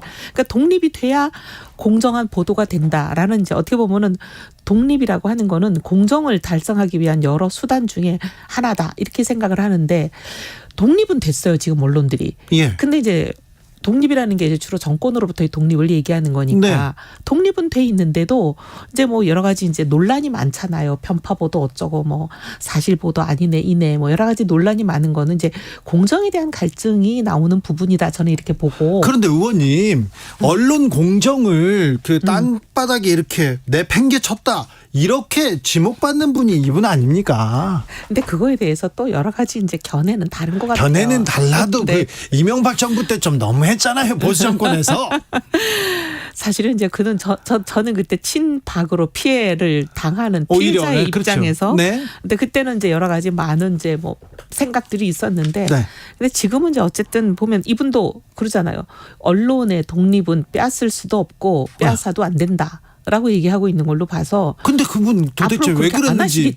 아니 옛날에는 안 그러셨던 분이 안 그러셨으니까 걱정하는 거예요. 저는 걱정됩니다. 그분이 이제 홍보수석 되자마자 라디오 시사방송 진행자들 퇴출시켜라 막 그런 거 했거든요. 그러니까 저희 같은 사람들은 좀 걱정하는 것도 있는데 그런데요. 저 하나만 물어볼게요. 이동관 방송통신위원장 10년 만에 거의 뭐 어림잡아 5, 60억 이상의 이렇게 재산이 늘었더라고요. 어림잡아입니다. 네, 이분이 방송통신보다는 조금 뭐라고 해야 되나 재경부 장관 쪽으로 가셔야 되는 건 아닌가 그런 생각도. 재테크는 재경부 장관 소관은 아니고요. 죄송합니다. 네. 재테크를 잘하셨다 그 말하시고 싶은 거죠? 아니요. 예. 네. 재테크는 뭐 경제 정책하고는 사실 또 이렇게 별개의 문제이긴 한데. 네. 근데 어쨌든 저도 이번에 나온 거 보고 많이 올랐구나 그 생각은 했죠. 네. 근데 이제 재건축 아파트를 가지고 있는 분들이 그런 경우가 좀 있긴 있어요. 왜냐하면 재건축 아파트가 지난번에 이제 그 분양가 상한제라는 것 때문에 문재인 정부는 분양가를 상당히 시세보다 한 60%, 50 어떤 때는 50%까지 낮게 해줬으니까 그 사실 이제 분양을 받기만 하면 그 다음에 이제 시세만큼 거의 곱절이 뛰는 거는 이제 어떻게 보면은 그렇죠. 순식간의 일이었죠. 네. 그러니까 이제 그런 어떻게 보면 시대의 여러 가지 틈새, 정책의 틈새를 잘 활용하신 것 같기는 해요. 네. 근데 그 얘기 마무리할게요. 네. 그래서 공정이 중요한데 지금 독립은 된 언론들이 공정한 보도를 안 하는 이 문제는 어쨌든 우리가 좀 생각해보고 함께 길을 찾아가야 될 것 같기는 해요. 네, 그래서 알겠습니다. 독립이 능사는 아니다. 독립됐다고 모든 언론이 공정 보도가 되는 건 아니다. 저는 그게 이제 하여튼 좀 또 다른 하나의 우리 고민거리인 것 같아요. 알겠습니다. 독립 안 된 언론에서도 편파 보도 많이 하는 거, 정파 보도 많이 하는 거 뭐 봐왔으니까요. 아무튼 언론계는 나아지지 않는 것 같습니다. 정치도 그래요. 정치도 그렇습니까? 네. 공산당 신문 방송 이런 얘기는 안 하셨으면 좋았을 텐데. 비유를 급하게 하다 보니까 좀 그랬었는지 더 좋은 비유가 뭐가 있었을까 저도 그 생각을 했어요. 알겠습니다. 중요한 자리에 있는 분인데 한마디가 어떤 뉴스로 더 다가올지 아는데 그래도 이동관 후보자 이렇게 지명하겠죠? 대통령 스타일상? 글쎄요, 이제 청문회에서 어떤 내용이 나오느냐에 따라 달라지겠지만, 그래요? 청문회에서 그냥 의혹 수준, 그러니까 뭔가 사실이 확인되지 않으면 임명은 강행하실 것 같아요. 학폭 문제 이것도 심각했었는데. 근데 뭐 또 얘기가 서로 다르니까 이제 청문회를 열어보면 이제 수사기관이 아니기 때문에 청문회가 뭐 압수수색을 할 수 있는 것도 아니고 뭐 하니까 뭐. 얼마나 명쾌하게 밝혀질지 모르겠지만 그래도 국민들이 들으시고 진실이 무엇에 가깝다라는 건 느끼실 거예요. 자, 보수에서도 그 이해우는 경제 전문가로 이렇게 박근혜 그 대통령 그러니까 보수 주류에서 이렇게 픽업된 인물입니다. 친이라고 친이명박이라고 불리우지 않습니다. 그래서 친이명박 정부 때도 좀 탄압을 받으셨어요. 윤석열 정부 때는 또 이명박계 사람들이 많기 때문에 그럴 텐데 좀 어떻게 보입니까? 보수가 보기에 윤석열 정부 정책 어떻게 보입니까? 일단 기본적으로 굉장히 강한 발언 그리고 강한 메시지를 통해서 그 보수를 결집시킨다 이런 얘기는 해요. 그런 면은 있어 보여요. 왜냐하면 지금 대통령 입장에서는 개혁이다 뭔가 하는 그런 방안들을 실행해 나가는 힘이 많이 부족해요. 예. 그러니까 여론이 상당히 뒷받쳐 줘야만 그게 가능하니까 여론이 뒷받쳐 주려면 결국 보수 본류들이 결집을 해야 그게 가능하니까 가능하면 보수 본류들을 결집하기 위한 그런 이제 메시지가 좀 있는 것 같아는 보여요. 네.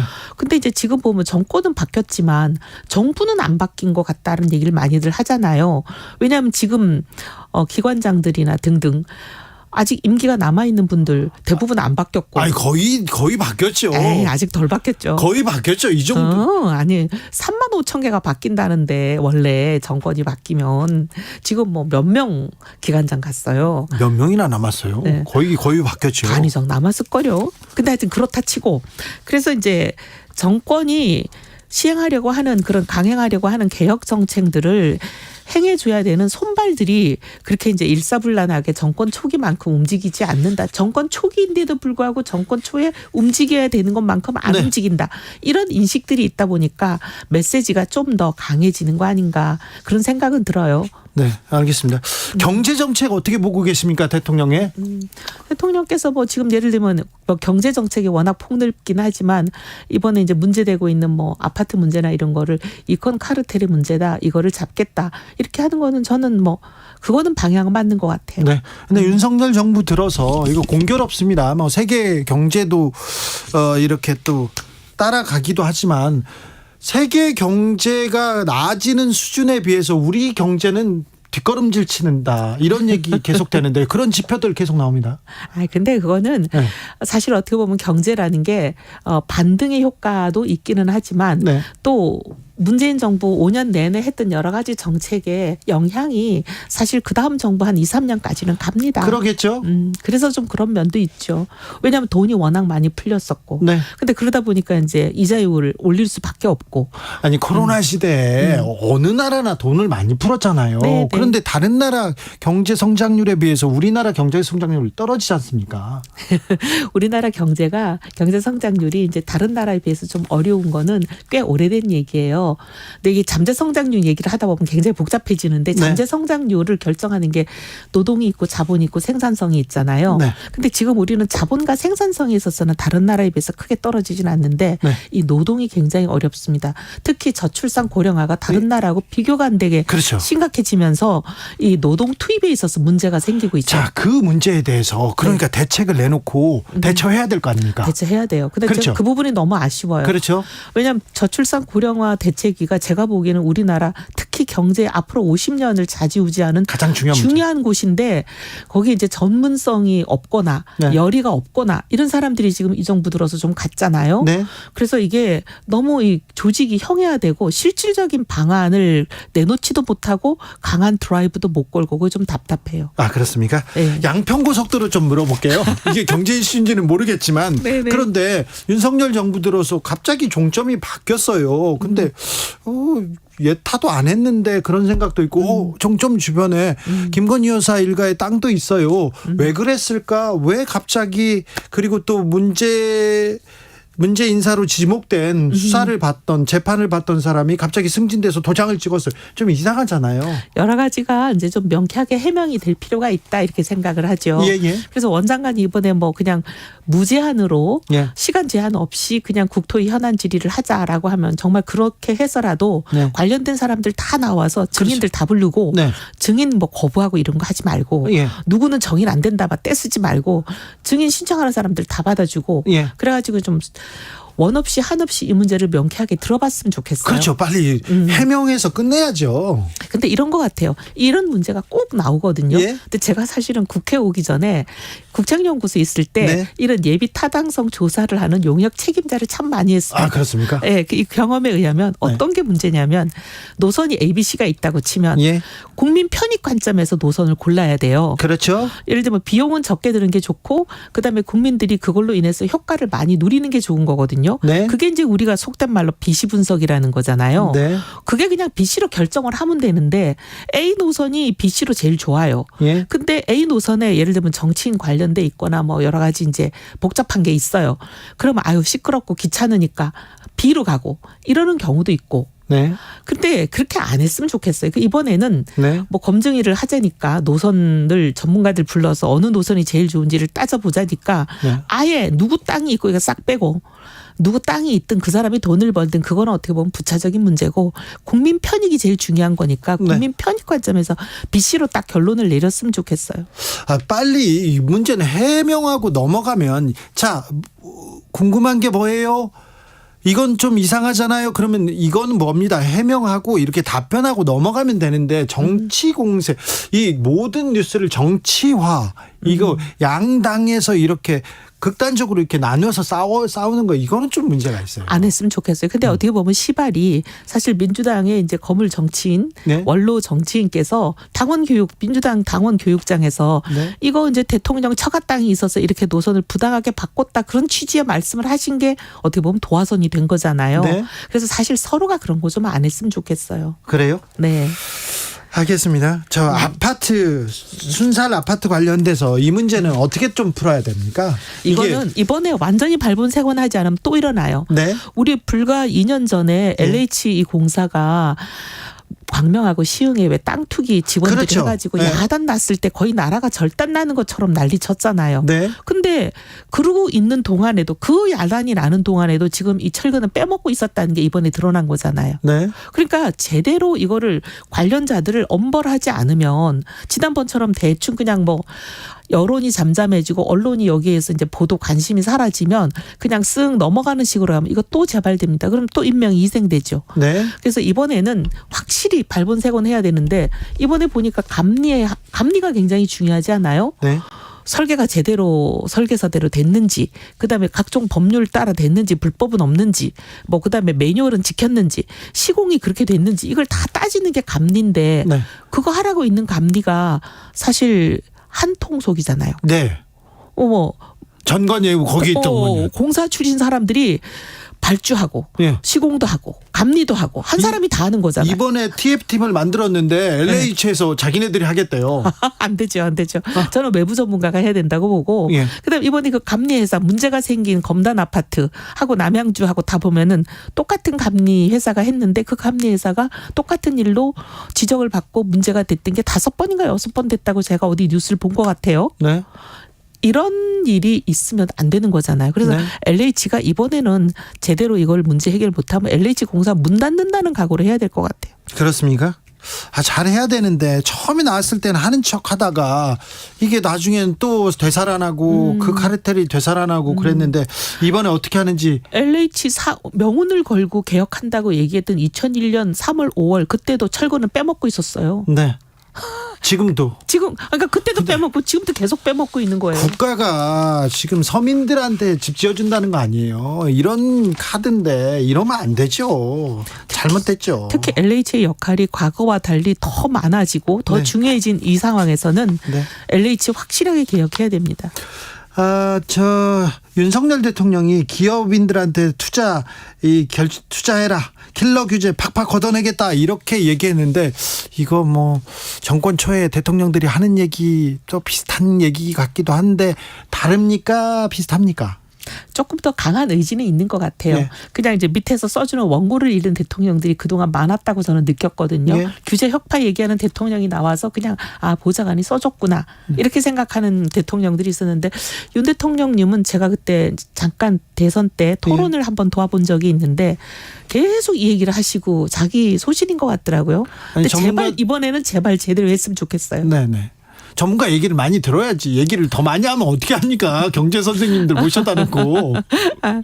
근데 이거 모든 규제가 악도 아니고요. 네. 모든 규제가 선도 아니라고 저는 봅니다. 네. 어떤 규제는 없애야 되고 어떤 규제는 강화해야 되는 규제가 있는 거잖아요. 네. 그래서 없애야 될 규제만 없애야지 강화해야 될 규제를 빼버리면 이게 무너집니다. 안전도 경제도 민생도. 윤석열 정부 들었습니다. 그리고 국민의힘도 마찬가지인데 정부 여당에서 경제 지금 경제 정책 잘 세웠는지 어떻게 끌고 가는지 조금 못 믿었다는 사람들 많습니다. 민생 대책, 서민 대책 뭐가 나오는지 좀 모르겠어요. 부자 감세, 기업 그리고 뭐 상속세 줄이기 위해서 매우 노력한다 이런 시각은 있는데 어찌 보십니까 전체적으로? 이제 좀 국민들한테 전달이 그렇게 되는 모양인데 실은 이제 그건 아니고 기재부나 이런 데서 통상적인 경제 정책들은 물가 관리 그다음에 뭐 환율 관리 다 되고 있지만 이제 대통령 워딩을 통해서 나오는 게 보도가 많이 되다 보니까 대통령은 이제 그런 조금 전에 말씀하신 그런 메뉴들을 말씀을 자주 하시잖아요. 예. 그러니까 이제 그게 문정부 경제 정책의 전부인 것처럼 그렇게 사람들이 듣는 경향은 있는 것 같아요. 네. 그럼에도 불구하고 이제 다른 민생은 사실 뭐 기재부나 산자부 이런 데서 열심히 챙기고 있다고 저는 봅니다. 네. 자, 1년여간 이렇게 정치권에서 약간 거리를 두고 이렇게 바라보고 있었습니다. 자, 정치권 모습 어떻습니까? 국민의힘은 어떻게 보입니까? 민주당은 어떻고요? 저는 좀 속상한 게 정치가 실종되고 있다라고 옛날엔 생각했는데 지금은 실종되어 버렸다라고 생각합니다. 아, 예. 정치라는 게 갈등이 있는 부분을 서로 논의해서 토론하다 보면 어느 정도 이렇게 쟁점이 정리가 되잖아요. 받아들일 거 받아들이고 인정할 거 인정하고 나면. 그럼 점점 쟁점이 좁아지면서 양쪽이 수렴해 가는 게 정치인데 네. 요새는 말만 꺼내면 오히려 양쪽이 더 벌어져요. 더 서로 왜곡하고 또 부풀리고 어떻게 보면 굉장히 과잉 언어가 네. 많은 것 같아요. 네. 너무 과하게 공격하고 네. 인신 공격하고 이러면서 이게 수렴해 가는 게 아니라 점점 더 멀어지는 벌어지게 발산하게 만드는 이런 상태는 정치는 이제 실종되었다 이렇게 생각이 됩니다. 네. 좀 옛날로 돌아가야 돼요. 그렇습니다. 민주당은요? 둘 다 제가 마찬가지인 것 같아요. 둘 다 보기에. 네. 예. 알겠습니다. 그렇습니까? 최근에 그 여성 의원들을 좀 늘려야 된다 이런 운동은 하고 계셨죠, 계속해서? 네, 여성 의원들을 늘려야 된다는 게 여성의 권익 차원이라기보다는 네. 우리가 이제 동수민주주의라고 하는 게 국민의 구성이 여성이 50, 남성이 50이면 국민을 대표해서 의사결정을 하는 대의제인 국회도 네. 50, 50 그 비율이 지켜져야 되고 국민 전체에서 청년이 요 비율만큼 있으면 국회 안에도 청년이 요만큼 있어야 되고 이게 이제 어떻게 보면은 국민의 구성만큼 대의제가 구성돼야 된다는 이 동수민주주의 저희가 주장하기 때문에 그렇거든요. 네. 그래서 뭐 여성을 더 봐달라 그런 얘기가 아니고 민주주의가 작동을 제대로 하려면 공정하고 균형된 대의제가 기본인데 그 대의제가 공정하게 구성돼 있지 않다. 균형되게 구성돼 있지 않다. 그래서 균형되게 구성하려면 여성들이 지금보다 많이 늘어야 된다. 이런 얘기죠. 네, 근데 그렇습니다. 여성만이 아니라 청년도 그렇다는 걸 저희는 주장하고 있습니다. 알겠습니다. 네. 내년 총선에서 의원님 볼 수 있을까 이렇게 응원하는 사람들이 많은데요. 좀 상식 있는 그 보수 인사들이 점점 사라지고 가고 있어서 걱정하는 사람들이 있어요. 네, 저희들이 하여튼 뭐 제가 할 역할이 참 적지만 최선을 다하겠습니다. 근데 뭐 제가 실업자다 보니 할 수 있는 일이 많지는 않은 것 같아요. 네. 또 모셔가지고 얘기 듣겠습니다. 말씀 네. 잘 들었습니다. 감사합니다. 이혜훈 전 의원이었습니다. 정치 피로, 사건 사고로 인한 피로, 고달픈 일상에서 오는 피로. 오늘 시사하셨습니까? 경험해보세요. 들은 날과 안 들은 날의 차이. 여러분의 피로를 날려줄 저녁 한 끼 시사. 추진우 라이브.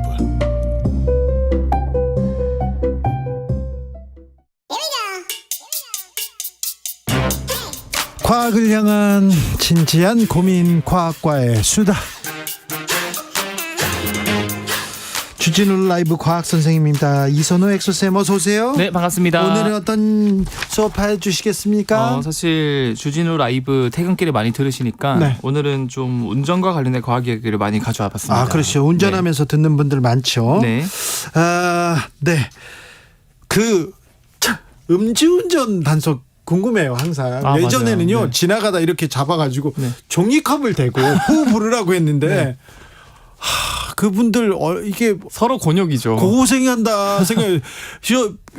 저분의 입냄새를 지금 수백 명의 입냄새를 계속 맡아야 되는 거잖아요. 그쵸, 그거 네. 얼마나 이게 곤란하다. 그런데 코로나 이후에는 좀 달라졌다고 해요. 네, 맞아요. 네. 네. 그런데 이렇게 기계에다가 훅 불잖아요. 네. 그거는 어떤 겁니까? 그래서 사실 음주 측정기 역사를 보면 처음에는 이제 그 주 기자님께서 말씀해 주신 것처럼 이런 입냄새를 맡아가면서 네. 알코올이 있는지 없는지 입냄새 직접 안에 맞는 사람들도 있었어요. 그런 방식이었는데 이제 두 번째로 나온 게 이 연료 전지 방식이라 그래서 많은 분들이 아시는 이 음주 측정 방식 기계입니다. 그래서 후 부세요 하면 이제 살살 불면은 좀 더 어떤 사람들은 후 안 불고요. 이렇게 땡기는 사람도 있어요.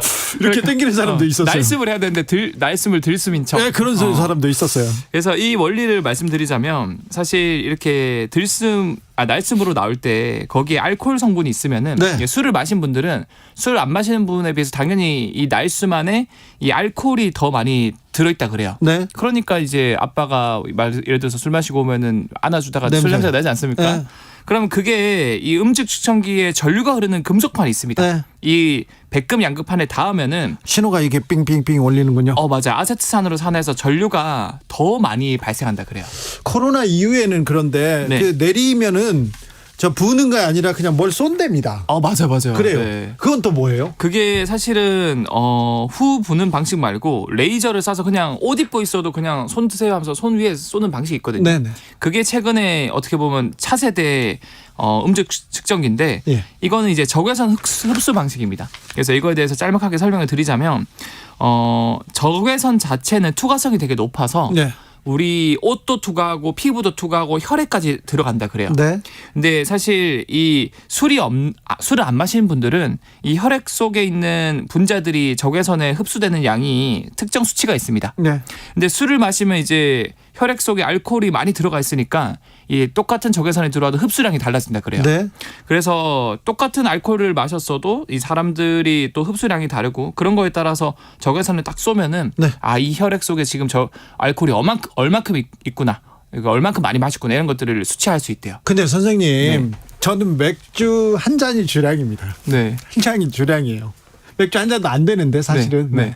그 정도까지는 봐주십시오. 좀 그런데 네. 어떤 사람들은 소주 4병 5병 먹는 분들 있어요. 그렇죠. 사람마다 다르잖아요. 맞아요. 그러니까 이 혈액 속에서 이렇게 흡수하는 것도 다를 텐데 그건 네. 어떻습니까? 그래서 이게 참 뭐 운이 좋다고 해야 될지도 모르겠지만 일단 음주운전은 절대 하면 안 되고요. 예. 근데 술을 잘 마시는 분들은 확실히 알코올 분해 속도가 빠르기 때문에 그래요? 더 잘 못 마시는 분에 비해서 수치가 좀 낮게 나올 그런 가능성도 있다 그럽니다. 어떤 사람들은 술 냄새만 맡아도 막 그 얼굴 빨개져요. 한 잔만 먹으면 빨개져요. 그런 사람들. 저는 뭐 저기 뭐지 자양강장제 있잖아요. 네. 특정 상표 그런 거 마셔도 막 술이 뭐지 취해요. 그런 사람들. 콜라 마셔도 취해요. 그런 사람들 있어요. 그렇죠.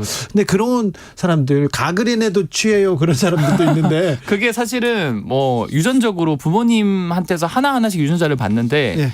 부모님 양쪽한테서 이 알코올을 보내주는 그다음에 그 아세트알데히드를 보내주는 효소가 있거든요. 네. 그 효소를 둘 다 분해를 잘해주는 걸 엄마 아빠한테서 받았다. 네. 그런 분들은 술을 잘 분해하고요. 네. 그 술고래가 되는 거죠. 예. 근데 엄마나 아빠 둘 중 하나에서만 받고 하나는 효소가 기능을 잘 못하면은 네. 어중간하게 마시고요. 예. 근데 둘 다 효소가 기능을 못하는 걸 받으면은 네. 그분은 이제 술을 마셔도 계속 술이 혈액 속에 맴돌기 때문에 네. 당연히 상대적으로 음주 측정기를 하면 더 높게 나오고 우리 부모님은 저한테 이런 것도 안 주셨네. 오히려 좋은 거죠. 아니 근데 네. 우리 형은 잘 마시거든요. 그래요? 이건 또 뭔지. 그건 또 이제 돌연변이 때문에 그런 걸 갈 수 있죠. 네. 휴가철에도 음주운전은 절대 하지 맙시다. 1985님 음주운전하면 안 됩니다. 특별히 지금 말입니다. 그런데요. 운전하면요. 지금은 음주운전도 그렇지만 과속 카메라 있지 않습니까? 그렇죠. 네. 이 과속 카메라가 많이 있잖아요. 시내 곳곳에 50km, 맞습니다. 30km. 네. 요거 조금 알려주십시오. 이 예방 차원입니다. 이거 네, 예방 차원. 피해가자는 건 아닙니다. 자, 네. 자 어떻게 하는 겁니까? 네, 그래서 사실 단속 카메라 종류가 굉장히 많은데 네. 종류별로 제가 간략하게 설명드리자면 네. 첫 번째로 고정식 단속 카메라가 있습니다. 네. 이거 여러분들도 뭐 고속도로 가시거나 그렇죠. 할 때 내비게이션에서 고정식 단속 카메라라고 알려줘요. 네. 근데 이게 많은 분들이 단속 카메라 앞에 분명히 속도를 착 줄였는데도 네. 그 상품권이라고 그러나요? 네네. 그 세금 통지서가 오죠. 그렇죠. 그거를 받았다라고 이제 많은 분들이 얘기를 하는데 아니 카메라가 찍는 데서만 조금 줄이면 되는 거 아닙니까? 네, 그게 아닌 이유가 예? 사실 측정하는 게 카메라가 아니고요. 예. 이 카메라는 이미 어겼을 때 찍을지 말지를 판단하는 이 센서 이제 카메라 용도이고요. 예. 이 카메라 앞에 한 20, 30m 간격으로 이 그 속도를 측정하는 센서가 2개가 있습니다. 아 그래요? 네. 그 카메라가 아니라 센서가 따로 있어요? 네, 그 카메라 앞에 당연해. 네, 몇십 미터 앞에 한 2, 30m 간격으로 2개의 센서가 있어서 네. 곳을 이제 지나갈 때 이 속도를 잽니다. 아 그래요? 그래서 이게 규정 속도 넘어갔다. 그럼 이제 카메라가 작동해서 이제 지키는 거고요. 자, 그 카메라는 네 알겠어요. 그리고요. 네. 두 번째는 레이더 고정식 단속 카메라인데요. 네. 요즘은 이제 기술이 발전해서 이 앞에서 말씀드린 이런 그 단속 카메라 레이더 방식을 씁니다. 네. 그래서 이게 2018년부터 도입이 되기 시작했는데 레이저 센서를 설치해서 이 하나의 카메라가 단속 카메라가 3차로 이상을 동시에 단속할 수 있다 그러고요. 예. 그리고 기존 카메라보다 약 6.4배 가량 높은 수치로 단속이 가능하고 갓길 단속 이런 것도 가능하다고 그러고요. 그래서 요즘에는 이런 레이더 방식, 레이저 형식을 이용한 레이더 방식 카메라로 바뀌어가고 있다 하고요. 네. 마지막으로 고속도로 등에서 가장 많이 보이는 이동식 과속 단속 카메라. 네. 그래서 이동식 카메라라고 또 이제 내비에서 말씀해 주는데 네. 이 카메라는 1초에 400여 개에 달하는 레이저를 차량에 발사해서 네. 이 레이저가 차량에 반사되어 돌아오는 시간으로 속도를 측정하고 이 측정값이 규정 속도보다 높다면 가속으로 적발되는데 네. 근데 이거는 사실 이 카메라를 둘 박스 형태의 공간이 그래, 박스 마련되어 있죠. 있거든요. 있죠. 예. 네, 그래서 그 카메라는 하나에 고정되어 있는 게 아니고 경찰 분께서 이동하면서 설치를 해요. 네. 그래서 사실 없는 데도 있어요. 맞아요. 그래서 카메라가 없는 일명 깡통 부스도 많은데, 근데 실제로 이 부스 안에 단속 카메라가 있는지 없는지는 사실 가까이 가기 전까지는 알 수 없기 때문에 네. 일종의 이제 슈레딩거의 단속기라고 볼 수 있어서 항상 제한 속도를 지키는 습관이 필요하고요. 제가 옛날에 두바이에 네. 취재 간 적이 있어요. 두바이에서 아랍에미레이트까지 아랍에미레이트 쪽이 아부다비까지 네. 운전할 일이 있었습니다. 네네. 근데 거기서 다 카메라를 이동식 카메라는 안 쓰고요. 이렇게 고정식인데 고정식 우리나라처럼 이렇게 작은 이렇게 부스가 아니라 헛간 같은 데에서 이렇게 카메라를 찍는 그런 곳이더라고요. 네. 가다가 제가 들려봤어요. 네. 근데 거기에 이렇게 카메라가 없더라고요. 아 그래서 야 이거 허당이구나, 꽝이구나. 그래가지고 신나게 달렸죠. 네. 그냥 막 달렸어요. 네. 한 달 있다가요. 네. 아주 큰 상품권에 도착하셨나 보네요. 8장이 왔습니다. 과태료 영수증 8장이 왔습니다. $100짜리가 8장 왔었어요. 절대로 과속 안 됩니다. 그냥 네. 제한 속도 지키는 게 매우 중요합니다. 제 친구 중에서는 이 이동식 카메라라고 하니까 이 이동식이란 분께서 굉장히 카메라 잘 만드는구나. 에이 이거는 또 언제적에 USB도 이동식 USB라 이라고. 아무튼 제한 속도 지키는 습관이 필요합니다. 네. 무리하게 노란불에 이렇게 가시면 안 되고요. 네네. 그렇죠? 그리고 마지막으로 사실 신호위반 단속 카메라도 있지 않습니까? 네. 그 원리도 제가 짧게 설명드리자면 사실 신호위반 단속 카메라는 교차로나 횡단보도 앞에 있는 교통신호와 연계해서 뭐 가속을 했냐, 신호위반을 했냐, 꼬리 물기를 했냐 이런 걸 단속하는데 이 원리는 딱 적색 신호로 바뀌면은 그 순간부터 그때 찍어요? 0.01초에서 1초 이내로 신호 단속이 시작된다 그래요. 예. 그래서 교차로를 완전히 통과하는 장면까지 촬영이 되는데 사실 이 단속 기준 시간이 조금씩 다르다 그래요. 예. 그래서 절대 꼬리 물기나 노란불에 무리하게 통과하려고 하지 마시고 안전운전, 방어운전을 하셨으면 합니다. 네. 과속 절대 안 됩니다. 네. 위험합니다. 도로 위에서는 언제나 적정 속도 안전운전 하시기 바랍니다. 네. 휴가철 이동 많은데요. 안전운전 부탁드리겠습니다. 과속 안 됩니다. 이선호 엑소쌤 감사합니다. 네, 감사합니다. 교통정보센터 다녀올게요. 정현정 씨. 네, 퇴근길 정체가 계속되고 있습니다. 특히 경부고속도로 서울 쪽으로 정체 구간 긴데요. 먼저 목천부터 막히기 시작했고요. 안성분기점에서 안성휴게소까지 5km가량 정체입니다. 기흥 부근에서 수원까지와 판교에서 판교분기점, 더 가서는 양재 부근에서 반포까지 어렵고요. 반대 부산 쪽으로는 한남에서 달래내 부근은 11km 넘는 정체 보입니다. 달래내 부근 2차로에서는 승용차도 고장나 있고요. 신갈분기점에서 수원 순천까지와 회덕분기점에서도 막히고 있습니다. 회덕분기점에서는 대형 화물차 고장나 있어서 처리하고 있으니까요. 미리 차로 변경하시기 바랍니다. 옥천 1터널 부근에서는 대형 화물차 고장나 있고요. 건천휴게소에서도 화물차가 고장나 있습니다. 서울 양양고속도로 서울 쪽인데요. 설악 부근에서 화도까지 14km가량 천천히 가고요. 미사에서 강일까지도 정체 심합니다. 서해안고속도로 서울 쪽으로는 서평택 분기점에서는 승합차가 고장나서 처리하고 있습니다. 서평택 분기점에서 화성휴게소까지 이 사고 처리 작업의 여파로 8km 넘게 막히고 있고요. 매송휴게소에서 매송까지와 일직 분기점에서 금천까지 정체입니다. 퇴근길에 안전운행하시기 바랍니다. KBS 교통정보센터에서 정현정입니다.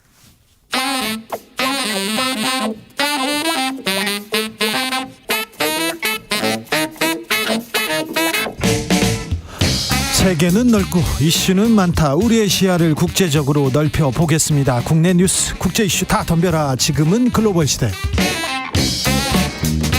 국제적 토크의 세계로 들어가 보겠습니다. 군사 외교 안보 전문가 김종대 전 의원. 안녕하십니까. 세계적인 평론 스케일 임상훈 인문결 연구소장 어서 오세요. 안녕하십니까. 날이 더운데 고생이 많으십니다. 네. 이것부터 물어봐야 될 것 같습니다. 일본하고 군사 동맹 이렇게 얘기가 계속 나옵니다. 자, 한미일 정상회의 계기로 더 가속화될 것 같은데요. 김종대 의원. 오늘 파이낸셜 타임즈 보도가 매우 충격적이에요. 네. 유사시에 한 나라가 공격을 받으면 네. 한일 양국은 서로 통보하고 협의를 의무화한다는 겁니다. 그래요? 예. 의무화라는 대목입니다. 그러면 예를 들면 우리가 북한한테 침공받았을 때 또는 연평도에서 뭔 일이 일어났을 때 일본이 센카쿠 다오디다오에서 뭔 충돌이 있을 때 대만 해협에서 뭔 일이 있을 때 이랬을 때 서로 의무적으로 통보하고 협의하자는 얘기거든요. 네.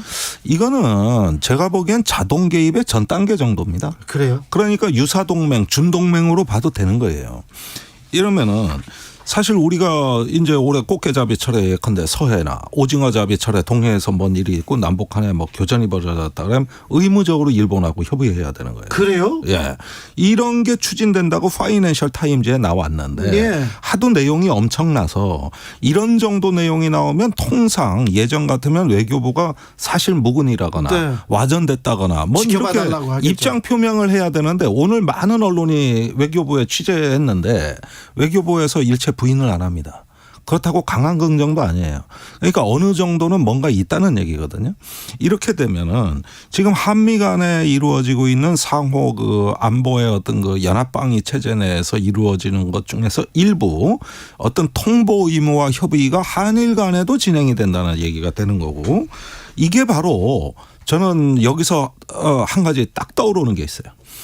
지난달에 나토 정상회의에서 윤석열 대통령이 깜짝 놀랄 발언을 했어요. 그런데 국내 언론에서는 별로 무게 있게 안 봤던 발언입니다. 아시아 태평양 4개국 정상 기자회견 자리에서 윤 대통령께서 나토와 협력해서 우리 네 나라 즉 아시아 태평양 초청국 한국, 일본, 호주, 뉴질랜드 이 네 나라가 집단 안보 체제를 강화해야 된다고 얘기를 했거든요. 그 말이 아시아 지도자 중에 처음 나온 발언이거든요. 예. 그런데 이번에 파이낸셜 타임즈 보도를 보면은 한미일이 집단 안보 체제로 진화하고 있다. 그러니까 그때 당시 발언하고 연결이 된다 이겁니다. 이렇게 보면은 이 한미일 간의 어떤 3자의 안보 협력이 이번 캠프 데이비드 네. 18일에 3자 정상회의에서 논의되는 거 아니냐. 자, 지금 그런 분위기로 가고 있다는 거예요. 한일 군사 동맹 이거 이명박 정부에서도 추진 못하던 일인데 지금 가속화되는 것 같습니다. 이번에 18일 날 한미일 정상회의에서는 오염수 방류에 대해서도 얘기가 나오겠지요, 소장님? 그렇죠. 아까 김종대 의원님 말씀하시는 것에서 전부 연장선에서 봐야 되는 문제인데 어쨌든 오염수 방류 문제는 미국이 계속해서 지지를 얼마 전 과거부터 지지를 했던 그런 것입니다. IAEA 같은 경우도 미국의 영향력이 입김이 절대적으로 미치는 그런 것이고 일단 미국과 일본이 어떤 입장을 가지고 있느냐에 따라서 움직이는 그렇게 봐야 되는 그런 단체이고 그렇기 때문에 오염수를 그 방류하겠다는 그런 것은 사실상 그 전부터 이제 결정이 돼 있던 그런 문제라고 볼 수가 있는 것이고요. 근데 이런 것들이 그러니까 지난주에도 제가 여기서 이 자리에서 말씀을 드렸던 것 같습니다.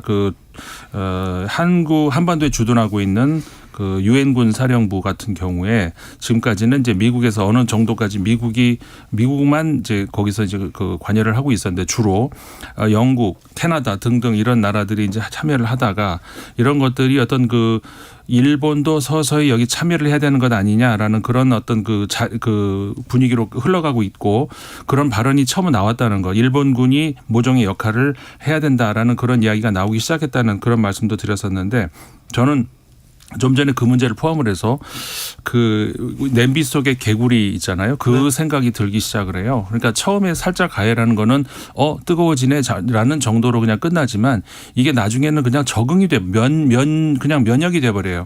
그리고 조금 이따 열을 더 가열하면은 좀 더 뜨거워져네 하지만 조금 있으면 또 그게 그냥 정상이 되어버립니다. 이런 식으로 나중에 가다 보면은 90도, 100도까지도 가는 거라는 것이죠. 지금 일본의 한반도 진출 이게 처음에는 말도 안 돼 하던 이야기죠. 하나씩 지금 이렇게 한 단계 이제는 정부도 부인하지도 않아요. 물론 지금 제가 말씀드린 걸 정부가 얘기했다는 얘기는 아니고 일련의 어떤 그런 그 한국과 일본의 어떤 군사 동맹 체제가 조금씩 앞으로 더 나간다는 거 이런 것이 지금 일본하고 한국하고 역사 문제가 완전히 해결이 안 된 상태라는 것이 문제라는 거거든요.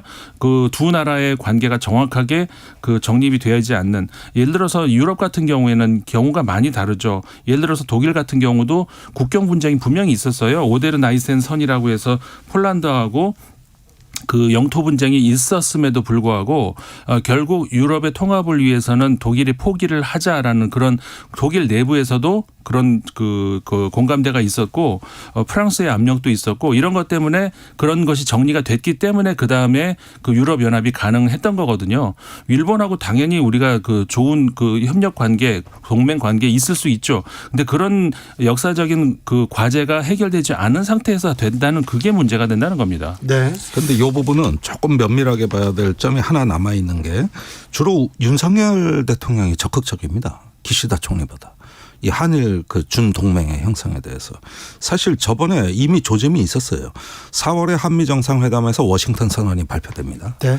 그리고 나서 귀국을 해가지고 기시다 총리가 그 다음 달에 한국에 와요. 네. 그래서 한일 정상회담이 열렸는데 여기서 뜻밖의 상황이 펼쳐집니다. 윤석열 대통령이 그 NCG라고 하는 핵협의 그룹에 일본도 들어오라 그랬어요. 근데 일본은 우리는 못 들어간다. 우리는 비핵 국가고 이미 미국의 해구상 공약이 충분하기 때문에 그런 거 필요 없다. 이랬단 말이에요. 네. 그러니까 계속 일본을 끌어들이려고 하는 게 한국이었어요. 네. 이번에도 마찬가지예요. 이번에 한일 간의 그 통보 의무화한다는 이야기도 제가 보기에는 일본의 요구라기보다 한국의 요구라고 봐야 됩니다. 그러면은 일본이 오는 게 두려운 게 아니라 불러들이고 있는 우리 자신이 두려운 거예요. 우리 자신이 지금 이상하게 된 거란 말이죠. 예. 자, 북한에 러시아 국방부 장관이 이렇게 방문했습니다. 그 이후에 이게 무기를 제공했을 것이다. 무기에 대해서 논의가 있었을 것이다. 이 얘기 계속되는데 어떻게 보셨습니까? 그 얘기가 바로 토니 블링컨 미 국무장관이 한 얘기입니다. 예. 그래서 지금 언론에 많이 뜨고 있는데 그 세르게이 쇼이구 장관이 북한에 휴가 온 거 아니다. 네. 놀러 온 거 아니다. 전쟁통에. 거기에 온 것은 네. 부족한 군수물자. 이거를 보완하기 위한 것인데 마침 북한은 식량이 부족하니까 서로 부족한 거 채워주러 온 거다. 네. 이랬는데 무기 전람회에 가가지고 그 본 무기들 말입니다. 그 김정은 위원장이 직접 안내해서 쇼이구 장관한테 보여줬잖아요. 그렇죠. 그런데 딱 아마 기가 막혔을 거예요. 쇼이구 장관이 보니까 원천 기술이 전부 러시아제.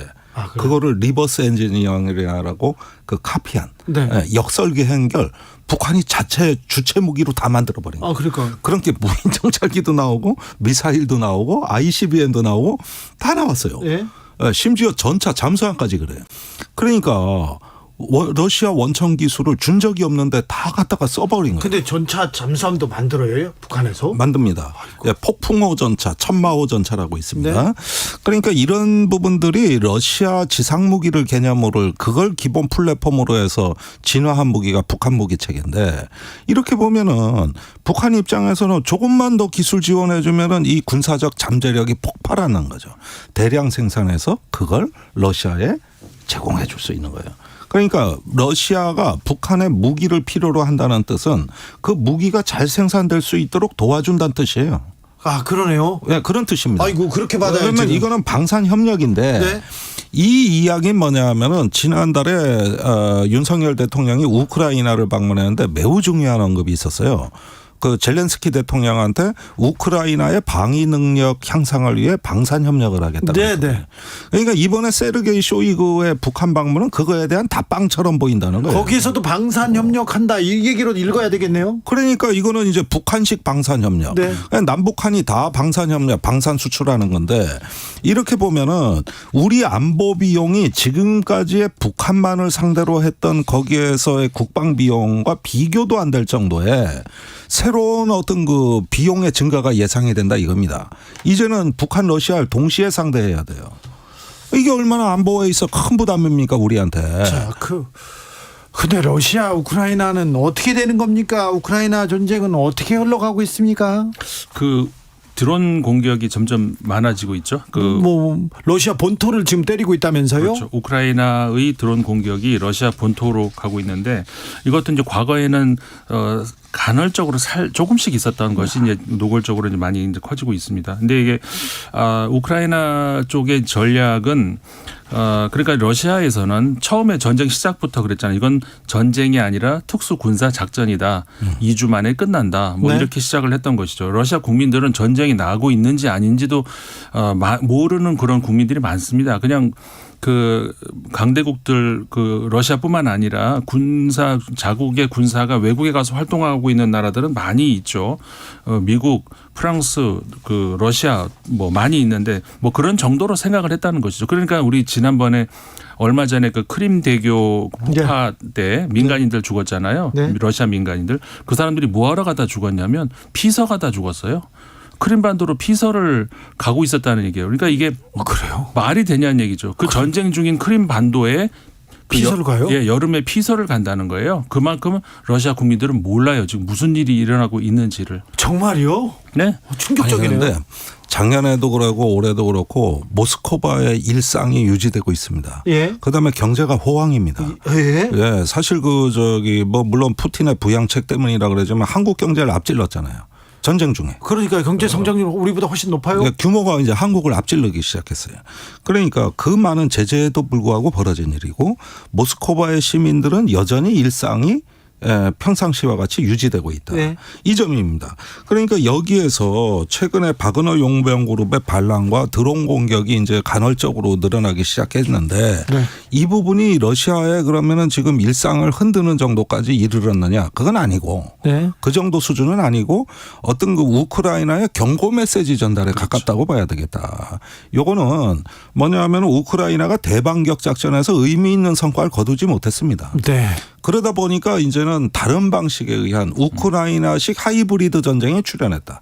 적의 어떤 심리적 단층선을 공격해서 거기서 심리적 충격을 한번 일깨워주는 식으로 이게 우크라이나도 이제 하이브리드 복합 전쟁에 들어간 거예요.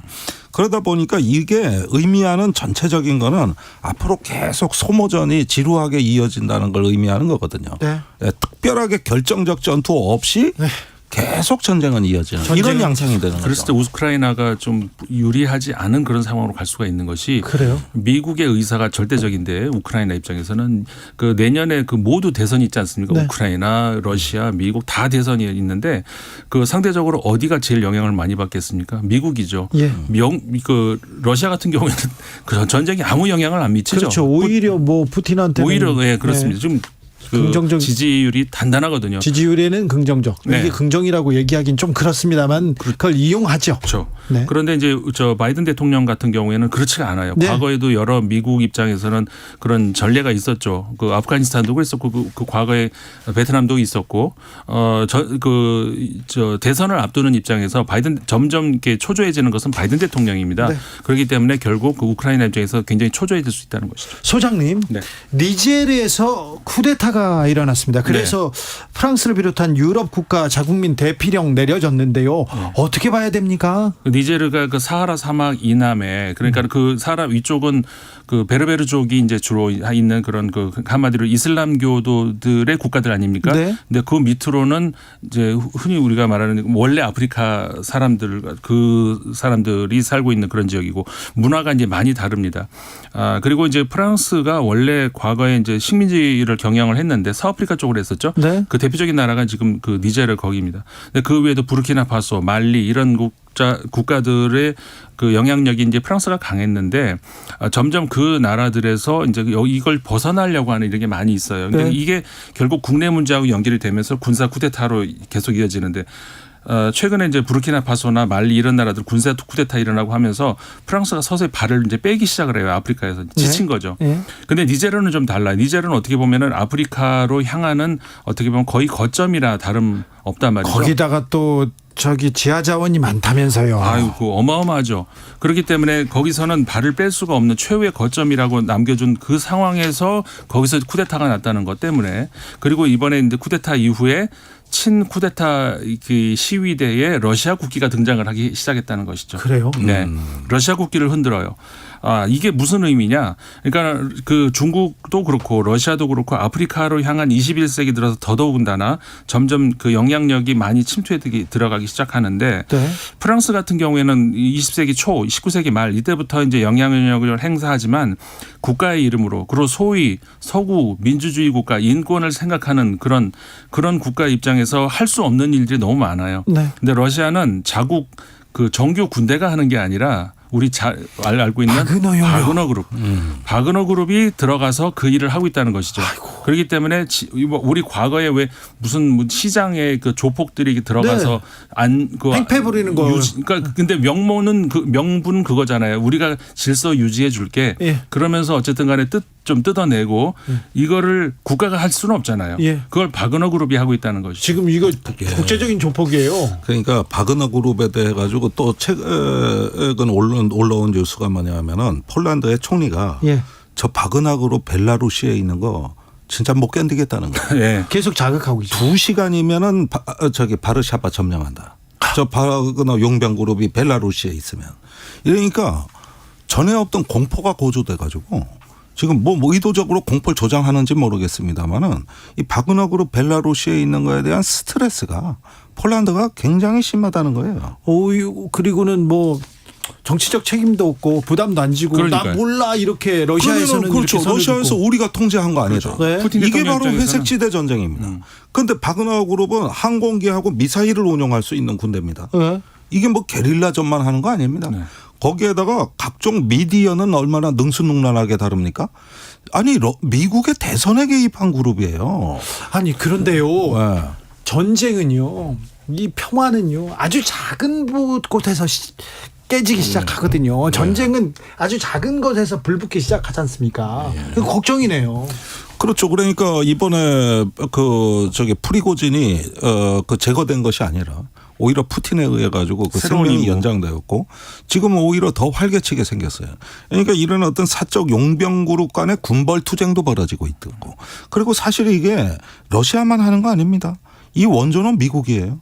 그 이라크 아프가니스탄 전쟁 때 얼마나 많은 사설 기업 군사 기업들 역성했습니까? 네. 예. 그래가지고 이게 지금 전 세계 그 활개를 치면서 어마어마한 그 시장을 창출해냈는데 그게 한국의 국방비보다 많습니다. 이 전 세계 사설 용병 기업들 시장 규모가. 이제 정보 기업까지도 있죠. 예, 몇 배라 그래요? 지금은 몇 배입니다. 몇 배. 평화에는 정말 큰 위험 요소인데요. 그러니까 우리는 전쟁은 국가의 고유 기능이라고 믿었고 네. 국가는 폭력을 합법적으로 독점하는 기관이라고 생각하고 근대 질서를 이해했는데 그 기본 상식이 깨진다는 겁니다. 맞습니다. 그렇게 되면 전쟁이 어떻게 되느냐? 불신이 커지고 위험이 커지고 공포가 커지면 어떻게 되느냐? 국가가 각자 도생하고 걸어 잠그는 거죠. 점점 이렇게 외부의 개방이 어렵고 또 상대방과 협상도 어려워지는 거예요.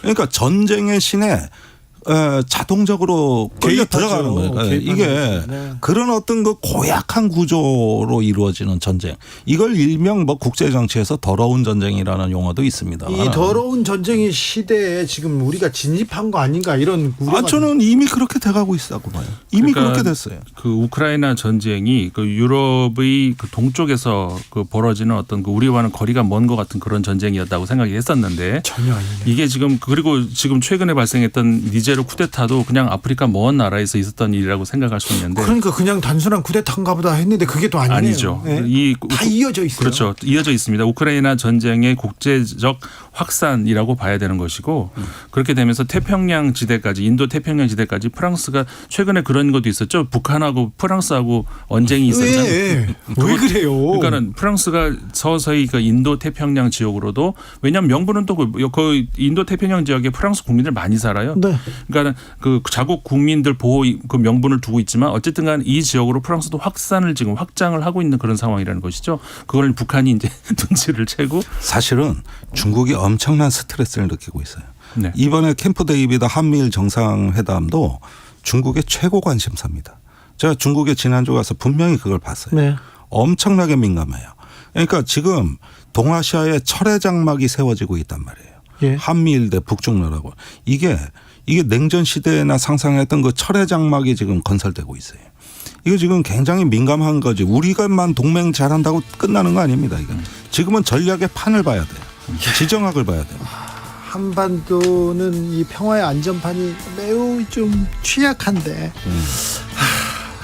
현명하게 좀 해결해야 되는데 외교로 풀어야 되는데 김종대, 임상훈 두 분 감사합니다. 고맙습니다. 저는 내일 오후 5시 5분에 돌아옵니다. 주진우였습니다. 여러분, 집을 살 때 이것저것 꼼꼼히 따져보는 만큼 땅을 살 때도 신중해야 한다는 것